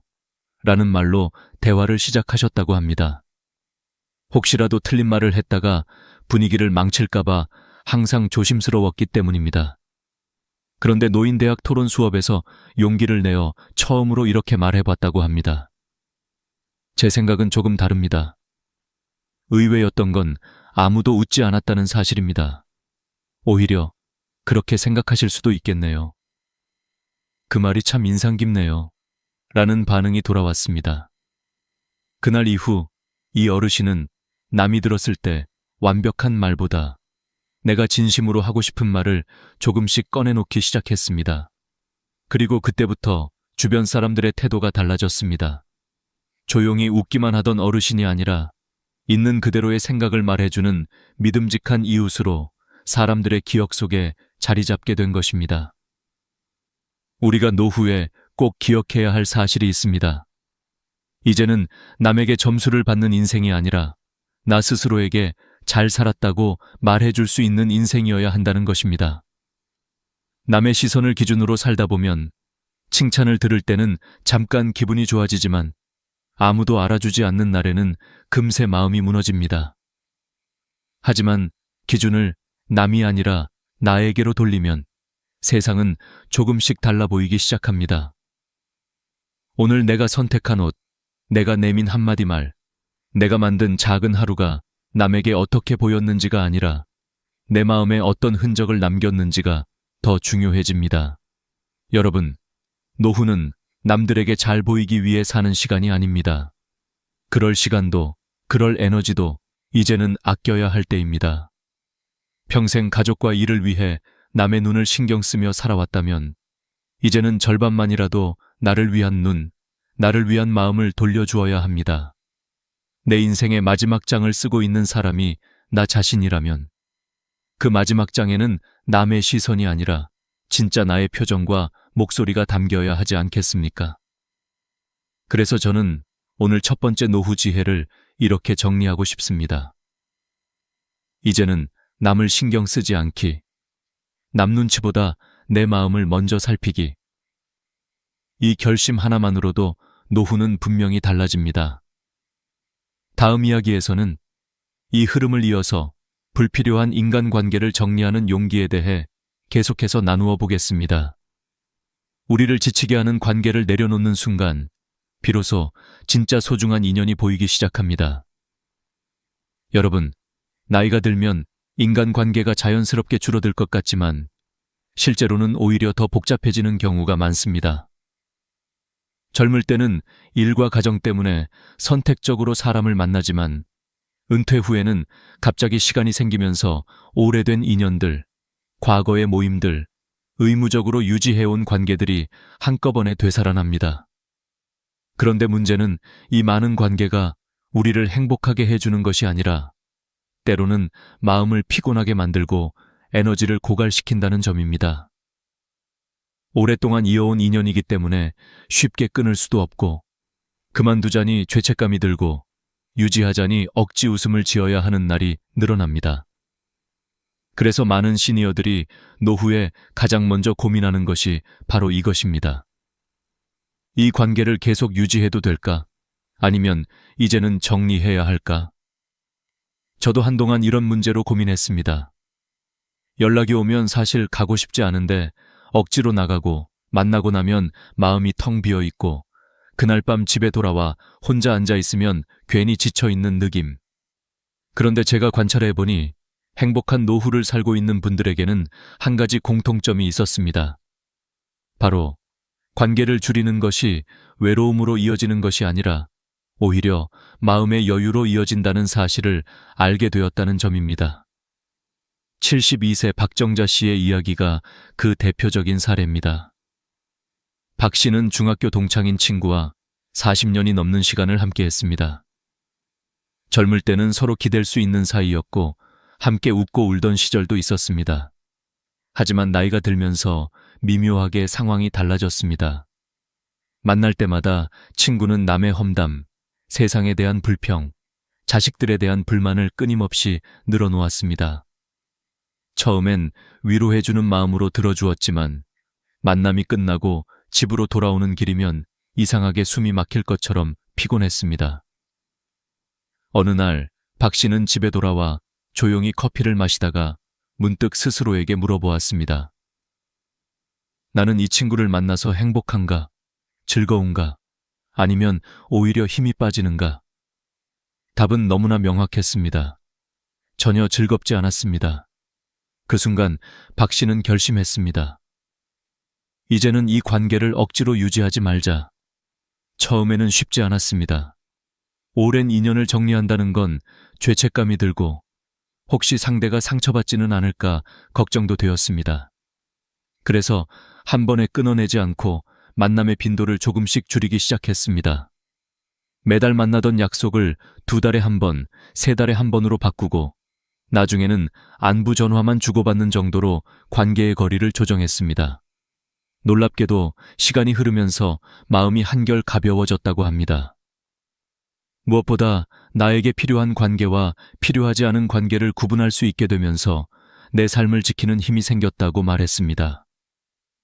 고령사회 연구자료에 따르면 이와 같은 선택은 결코 개인적인 예외가 아닙니다. 연구 결과 65세 이상 노인 중 관계를 억지로 유지하는 집단보다 필요 없는 관계를 정리한 집단의 삶의 만족도가 31% 높고 우울감은 40% 이상 낮았습니다. 또한 관계를 정리한 노인들은 스트레스 관련 호르몬인 코르티솔 수치가 낮아지고 심혈관 질환 발병률도 줄어드는 것으로 나타났습니다.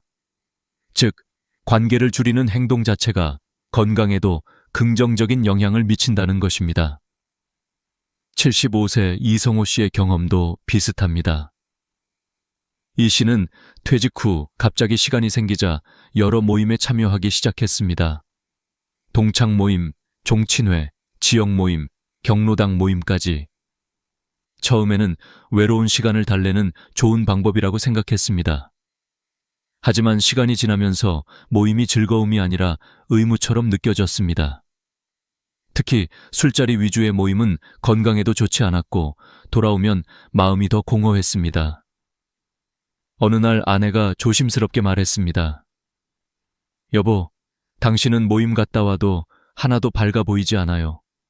오히려 지쳐 있는 것 같아요. 그 말을 듣는 순간 이 씨는 깊은 충격을 받았습니다. 나는 지금 사람을 만나고 있는 것이 아니라 관계라는 이름의 의무에 끌려다니고 있구나. 그날 이후 이 씨는 단호하게 결심했습니다. 이제는 나에게 좋은 영향을 주는 관계만 남기겠다. 대부분의 모임을 정리하고 딱 3명의 친구만 남겼습니다. 그 3사람은 정말로 마음을 나눌 수 있는 친구들이었습니다. 놀랍게도 삶은 훨씬 단순해지고 편안해졌습니다. 건강검진 결과도 좋아졌습니다. 혈압이 안정되고 체중도 줄었습니다. 이 씨는 이렇게 말했습니다. 사람이 많다고 행복한 것이 아니구나. 내게 힘을 주는 단 몇 명이 있으면 그걸로 충분하구나. 여러분, 관계를 줄인다고 해서 외로워지지 않습니다.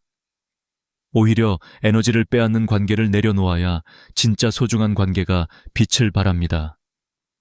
노후의 인간관계는 수가 아니라 질입니다. 관계를 버린다는 것이 죄가 아닙니다.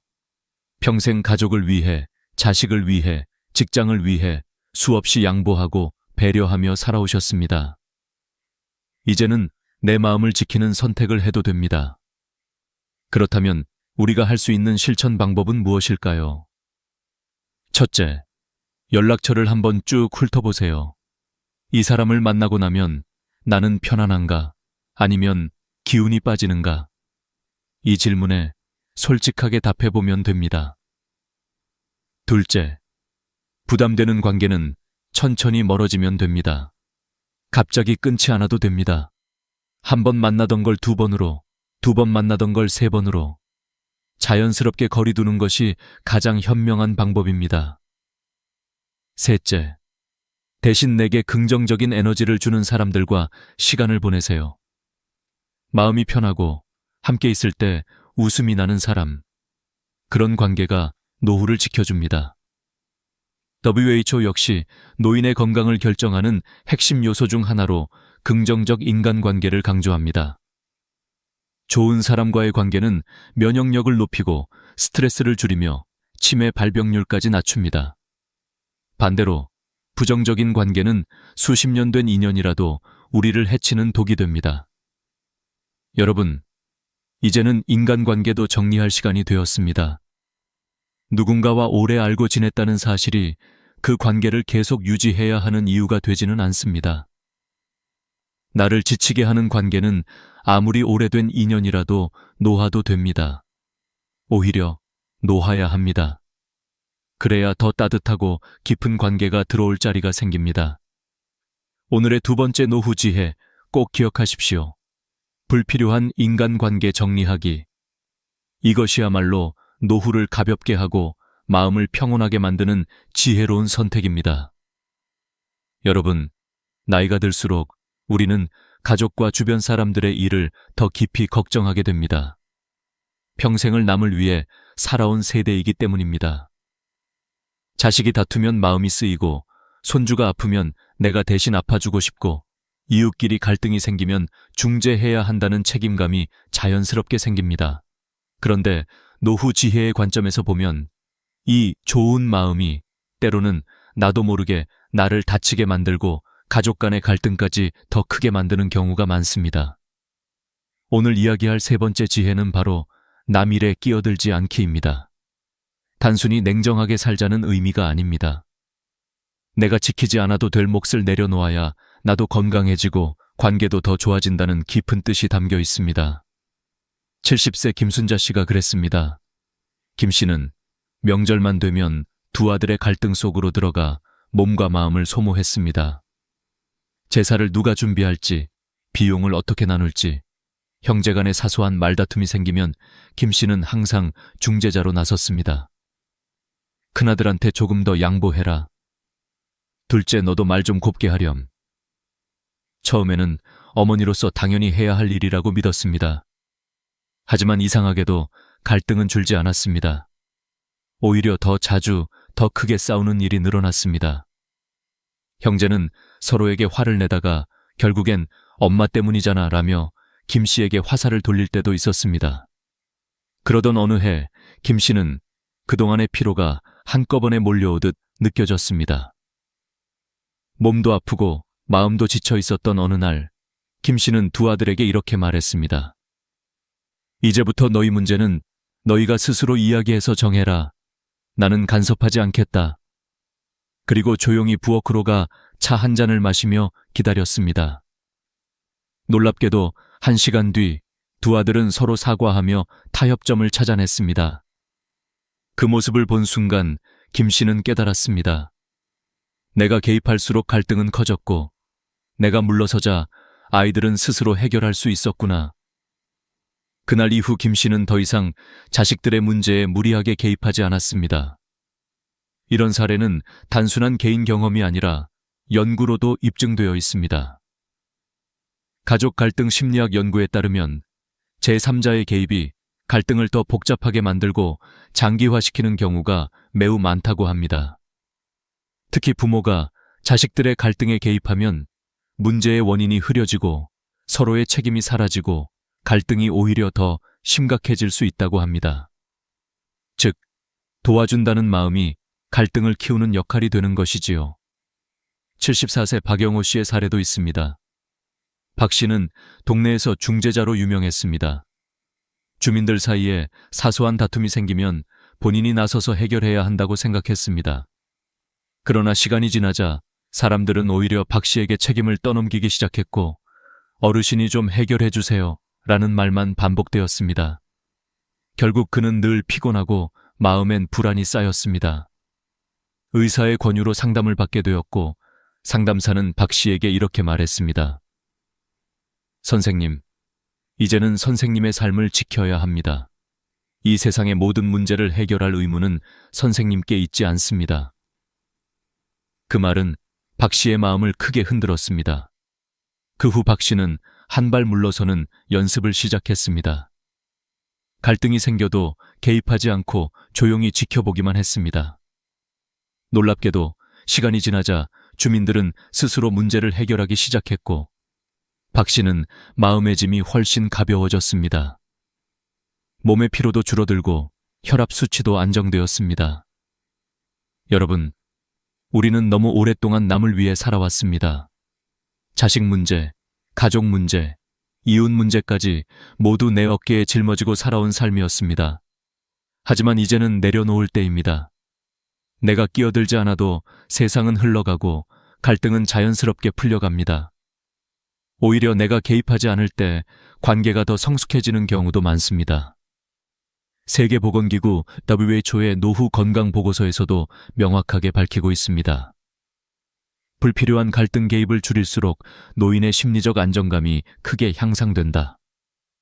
즉, 남의 문제를 내려놓는 것이 스트레스를 줄이고 수명을 연장하는 데에도 긍정적인 영향을 준다는 것입니다. 여러분, 지금부터 마음속으로 이렇게 말해 보십시오.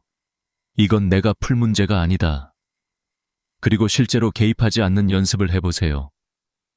처음에는 불안하지만 시간이 지나면 상대가 스스로 해결할 힘을 가지고 있다는 사실을 배우게 됩니다.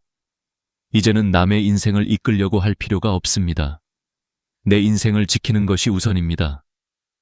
남의 일에 너무 깊이 들어가지 않을 때 비로소 내 마음의 평화가 찾아오고 관계는 더 편안해집니다. 오늘의 세 번째 노후 지혜 꼭 기억하십시오. 남 일에 끼어들지 않기.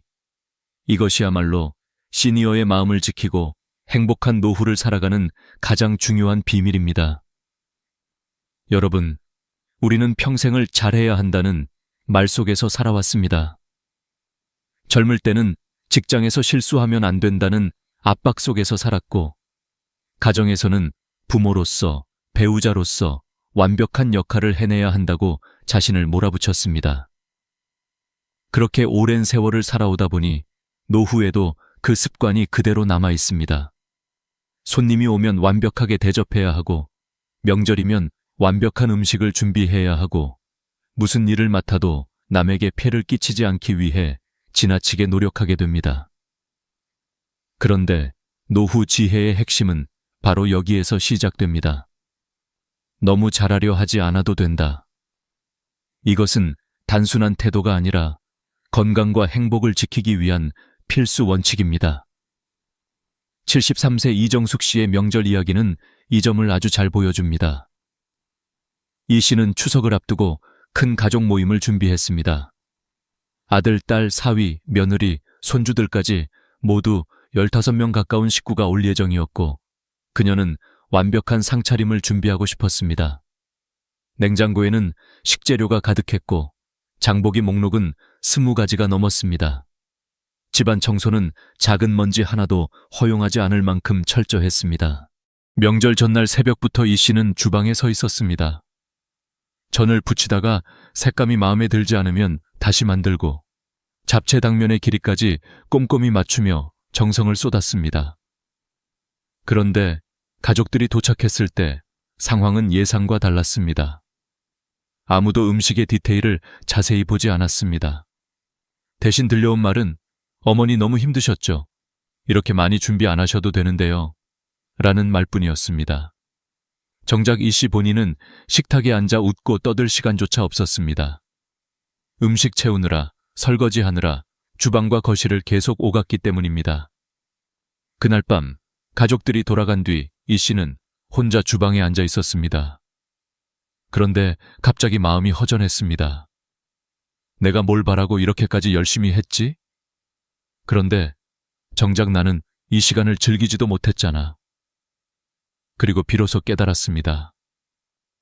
사람들이 우리 집에 온 이유는 완벽한 음식 때문이 아니라 나와 함께 웃고 시간을 보내고 싶어서였구나. 이 사례는 노후에 반드시 기억해야 할 교훈을 말해줍니다. 노후에는 완벽보다 여유가 더 중요하다. 또 다른 이야기, 75세 최영호 씨의 사례도 있습니다. 최 씨는 평생 공무원으로 일하면서 정확함과 철저함을 삶의 기준으로 삼아왔습니다. 퇴직 후에도 그 습관이 쉽게 바뀌지 않았습니다. 모임을 준비할 때는 늘 리스트를 만들어 사람들의 좌석까지 배치했고, 자원봉사를 할 때도 시간과 규칙을 지나치게 강조했습니다. 그런 그의 태도 때문에 주변 사람들은 너무 완벽해서 오히려 불편하다며 조심스러워졌습니다. 어느 날 봉사 모임에서 누군가 이렇게 말했습니다. "선생님은 정말 고맙지만 너무 철저하셔서 저희가 편하게 다가가기가 어려워요." 그 말을 들었을 때 최 씨는 큰 충격을 받았습니다. 평생 장점이라고 믿었던 성향이 노후에는 부담이 되고 있다는 사실을 깨달은 것입니다. 그 후 최 씨는 일부러 덜 하려고 연습했습니다. 음식 준비도 간단하게 하고 모임 준비도 가볍게, 빈틈이 있어도 그냥 넘어갔습니다. 그런데 놀라운 변화가 일어났습니다. 모임 분위기가 한결 부드러워지고 최 씨 본인도 웃는 시간이 많아졌습니다. 연구 결과도 이와 동일합니다. 심리학 조사에 따르면 완벽주의 성향이 강한 시니어는 스트레스 수치가 높고 우울감이 증가하며 수면의 질이 떨어진다고 합니다. 반면 적당히 해도 괜찮아 라는 태도를 가진 노인은 실제 건강 지표까지 더 안정적입니다. 그렇다면 우리는 어떻게 너무 잘하려 하지 않는 삶을 만들 수 있을까요? 실천할 수 있는 작지만 강력한 방법을 몇 가지 알려드립니다. 첫째, 집안일은 80%만 해도 충분하다고 스스로에게 말해보세요. 나머지 20%는 여유입니다. 둘째, 가족 모임 음식은 절반만 준비하십시오. 부족해도 괜찮습니다. 오히려 그 시간에 대화를 더 나누는 것이 가족에게 더 큰 선물이 됩니다. 셋째, 누군가를 초대했을 때 가장 중요한 것은 깨끗한 집이 아니라 따뜻한 미소라는 사실을 기억하세요. WHO 노후 건강 보고서에서도 분명히 말합니다. 노후의 행복은 잘하려는 데서 오지 않는다. 있는 그대로의 순간을 즐기려는 태도에서 온다. 여러분, 우리는 이미 평생 최선을 다하며 살아왔습니다. 이제는 다르게 살아도 됩니다.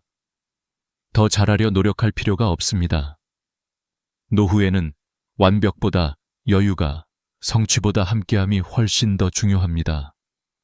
남을 위해 애쓰던 마음의 무게를 내려놓을 때 비로소 나를 위한 시간이 시작됩니다.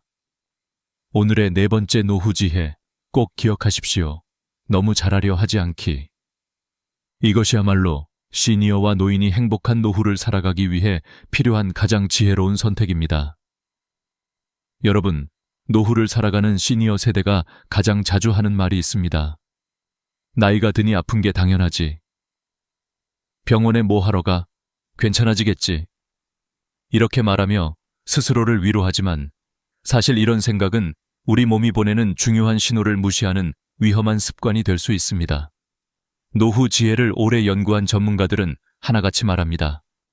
건강은 관리하느냐, 아니면 미루느냐에 따라 완전히 다른 길로 흘러간다고 말입니다. 그리고 그 차이는 생각보다 훨씬 큽니다. 71세 김정호 씨의 이야기를 먼저 들어보겠습니다. 김 씨는 평소 혈압이 조금 높다는 진단을 받았지만 아프지 않다는 이유로 병원 방문을 계속 미뤘습니다. 그러던 어느 날 시장 계단을 오르던 중 갑자기 숨이 차고 가슴이 답답해졌습니다. 처음에는 피곤해서 그렇겠지 하고 넘겼지만 증상은 점점 심해졌습니다. 결국 참다 못해 병원에 갔을 때 의사는 이렇게 말했습니다.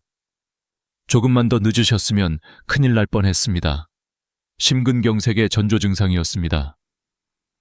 그 말을 들은 순간 김 씨는 등골이 오싹했다고 합니다. 나는 괜찮다고 생각했는데 내 몸은 이미 위험 신호를 보내고 있었구나 하고요. 그날 이후 김 씨는 건강을 미루지 않고 적극적으로 관리하기 시작했습니다. 정기검진은 빠지지 않았고 걷기 운동과 식습관 개선도 꾸준히 실천했습니다. 1년 만에 혈압은 안정되고 활력이 되살아났습니다. 이 사례는 우리에게 너무나 명확한 메시지를 줍니다. 건강 관리를 미루면 몸은 반드시 대가를 요구한다. 하지만 미루지 않고 즉시 관리하면 노후 건강은 오히려 좋아질 수 있다. 실제로 노년층을 대상으로 한 연구에 따르면 정기검진을 꾸준히 받는 노인은 그렇지 않은 노인보다 심혈관 질환 발생률이 40% 낮고 치매 위험도 30% 줄어든다는 결과가 나와 있습니다. 작은 습관 하나가 노후 건강을 지키는 큰 힘이 되는 것입니다. 또 다른 사례를 보겠습니다. 74세 이명자 씨는 오랫동안 무릎 통증을 느꼈지만 나이가 들면 다 무릎이 아프지라며 참고 지냈습니다. 하지만 어느 날 계단에서 미끄러져 크게 넘어졌고 병원에서 받은 진단은 충격적이었습니다. 연골이 심하게 닳아 있습니다. 조금만 빨리 오셨으면 수술까지는 안 가셨을 텐데요. 이명자 씨는 깊이 후회했습니다. 내가 왜 참았을까? 왜 병원 가는 걸 미뤘을까? 그리고 그녀는 주변 시니어들에게 늘 이렇게 말합니다. 시니어에게 가장 큰 지혜는 참는 게 아니라 바로 병원에 가는 거예요. 참는 건 용기가 아니라 어리석음이에요. 여러분, 노후 건강은 작은 신호 하나를 무시하느냐, 받아들이느냐에 달려 있습니다. 머리가 자주 아프거나 조금만 걸어도 숨이 차거나 이유 없이 피곤하거나 평소와 다른 증상이 있다면 반드시 병원에 가야 합니다. 노인의 몸은 젊을 때보다 훨씬 예민합니다. 작은 증상이 큰 질병의 전조일 수 있기 때문입니다. 실제로 건강을 미루는 시니어 세대의 공통된 특징이 있습니다. 조금만 쉬면 괜찮겠지. 시간 지나면 좋아지겠지. 하지만 이 괜찮겠지라는 말이 노후의 가장 위험한 함정입니다. 건강을 지키기 위한 실천 방법을 몇 가지 알려드리겠습니다. 첫째, 정기검진은 반드시 받으십시오. 1년에 한 번은 기본입니다. 둘째, 음식은 적게, 다양하게, 발효 음식을 챙겨서 드세요. 장 건강이 노후 면역력의 핵심입니다. 셋째, 매일 20분 걷기만 해도 심혈관 질환 위험을 30% 낮출 수 있다는 연구 결과가 있습니다. 넷째, 이상 신호가 느껴지면 즉시 병원에 가십시오. 조금 괜찮아지겠지라는 말은 절대 금물입니다. WHO, 세계보건기구에서도 강조합니다. 노후 건강의 핵심은 병이 없는 상태가 아니라 몸을 스스로 돌볼 수 있는 자립 능력을 유지하는 것이다. 즉, 건강관리를 미루지 않는 습관이야말로 행복한 노후의 핵심입니다. 여러분, 우리는 평생 가족을 위해, 자식을 위해, 일을 위해 내 건강을 뒤로 미루고 살아왔습니다. 하지만 이제는 달라져야 합니다. 노후의 가장 소중한 자산은 돈도 아니고 집도 아닙니다. 바로 내 몸, 내 건강입니다. 건강을 지키는 사람이야말로 진짜 자유롭고 활기찬 노후를 살아갈 수 있습니다. 오늘의 5번째 노후 지혜, 꼭 기억하십시오. 건강관리 미루지 않기. 이것이야말로 시니어와 노인이 오래도록 활기차고 건강하게 살아가는 장수의 비밀입니다. 여러분, 나이가 들수록 우리는 자연스럽게 몸이 느려지고 기억력도 예전 같지 않다고 느끼곤 합니다. 그래서 많은 시니어들이 이렇게 생각합니다. 이제 배워서 뭐 하나? 새로운 걸 시작하기엔 너무 늦었지. 그런데 이것이야말로 노후를 가장 빠르게 늙게 만드는 위험한 생각입니다. 노후 지혜를 연구한 수많은 전문가들은 한 목소리로 말합니다. 배움은 나이를 막지 않는다. 오히려 나이를 늦춘다. 그리고 뇌과학자들은 이렇게 말합니다. 새로운 것을 배울 때 뇌는 가장 활발하게 젊어진다. 68세 최은자 씨의 이야기를 먼저 들어보겠습니다. 은퇴 후 몇 년 동안 최 씨는 집에서만 시간을 보냈습니다. TV를 보고 밥을 먹고 낮잠을 자고 이렇게 반복되는 일상 속에서 삶의 활력은 점점 사라졌습니다.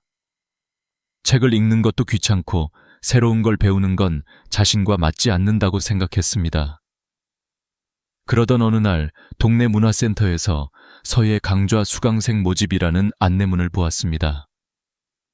처음에는 내 나이에 무슨 서예야 하며 지나칠 뻔했습니다. 하지만 마음 한편에서 작은 목소리가 들렸습니다. 그래도 한번 해볼까? 그 작은 용기가 그녀의 인생을 바꿨습니다. 첫 수업날 최 씨는 놀랐습니다. 교실 안 사람들의 대부분이 자신과 같은 60대, 70대였던 것입니다. 선생님은 수업 시작과 동시에 이렇게 말했습니다. 잘 쓰려 하지 마세요. 붓을 들고 종이에 집중하는 그 순간이 바로 명상이고 그것이 치매 예방입니다. 그 말에 최 씨는 큰 위로를 받았습니다. 매주 빠짐없이 수업에 참석했고 몇 달 뒤에는 작은 서예 작품 전시회에 참여하게 되었습니다. 자신의 작품이 액자에 걸려 있는 것을 바라보는 순간 최 씨의 마음에는 말로 표현할 수 없는 감동이 밀려왔습니다. 내가 아직도 할 수 있는 게 있구나. 그 깨달음은 그녀의 삶 전체를 다시 살아 움직이게 했습니다. 실제로 연구에 따르면 새로운 배움을 이어가는 시니어는 그렇지 않은 시니어보다 치매 발병률이 40% 낮고 우울증 위험도 절반 이하로 줄어든다고 합니다. 또 뇌 영상 연구에서는 새로운 기술을 배우는 과정이 전두엽을 활성화시켜 기억력과 사고 능력을 높여준다고 밝혀졌습니다. 70세 박식 씨의 사례도 있습니다. 박 씨는 스마트폰이 어렵다고만 생각했습니다. 문자 보내는 것도 힘들었고 사진을 찍어도 이상하게 나오고 앱을 누르면 갑자기 화면이 바뀌는 바람에 늘 당황했습니다. 그러던 어느 날 손주가 말했습니다. 할아버지, 사진 찍기 배우면 우리 여행 갈 때 더 재미있게 놀 수 있어요. 그 말이 박 씨의 가슴에 불을 지폈습니다. 그는 동네 주민센터에 스마트폰 사진 강좌에 등록했습니다. 처음에는 버튼을 잘못 눌러 사진이 통째로 사라지기도 했고 어설픈 사진들이 계속 나왔습니다. 하지만 시간이 흐르면서 그는 점점 감각을 익혀갔고 어느 날 손주가 이렇게 말했습니다. 우와, 할아버지 사진 진짜 멋지다. 그 한마디가 박 씨의 삶에 새로운 활력을 불어넣었습니다. 지금은 사진 동호회까지 가입해 또래 친구들과 함께 촬영 여행을 다니며 즐겁게 지내고 있습니다. 여러분, 배움은 단순히 기술을 익히는 것이 아닙니다. 배움은 인생 후반기에 다시 살아나는 에너지입니다. 새로운 것을 배우는 순간 우리는 뇌를 깨우고 감정을 깨우고 삶의 생기를 되찾습니다.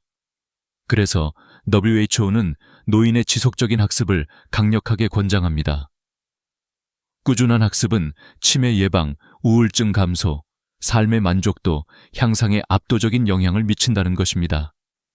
특히 새로운 것을 배우는 과정 자체가 뇌의 노화를 늦추는 가장 강력한 자극입니다. 그렇다면 어떻게 배움을 삶 속에 가져올 수 있을까요? 첫째, 관심 있는 분야의 강좌를 찾아 등록해 보십시오. 요리, 그림, 서예, 스마트폰 활용, 악기 배우기, 외국어, 뜨개질, 무엇이든 좋습니다. 중요한 건 재미입니다.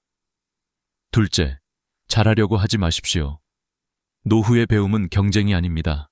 결과보다 과정이 더 중요합니다. 천천히 해도 괜찮고 서툴러도 괜찮습니다. 그 시간을 즐기는 것만으로 충분합니다. 셋째, 배움을 통해 얻은 경험을 주변 사람들과 나누십시오. 작은 작품 하나라도 공유하고 사진 한 장이라도 보여주고 배운 요리를 가족에게 해주는 것만으로도 큰 기쁨이 됩니다. 70세든 80세든 나이는 단지 숫자일 뿐입니다. 우리의 뇌는 배움을 멈추지 않는 한 계속 젊게 유지될 수 있습니다. 여러분, 배움을 귀찮아하지 마십시오. 그것이야말로 시니어와 노인이 더 건강하고 행복한 노후를 살아가기 위한 가장 강력한 지혜입니다. 오늘의 6번째 노후 지혜, 꼭 기억하십시오. 배움을 귀찮아하지 않기. 늦었다고 생각되는 그 순간이 바로 가장 빨리 시작해야 할 최고의 순간입니다. 여러분, 오늘 제가 전한 6가지 노후 지혜는 거창한 변화가 아닙니다. 누구나 지금 이 자리에서 아주 작게, 아주 조용하게 시작할 수 있는 삶의 태도입니다. 나이를 먹는다는 것은 잃어가는 과정이 아니라 가벼워지는 과정입니다. 남의 시선에서 벗어나고 불필요한 관계를 내려놓고 내 삶의 중심을 다시 찾는 과정입니다. 우리는 평생 누군가를 위해 살았습니다.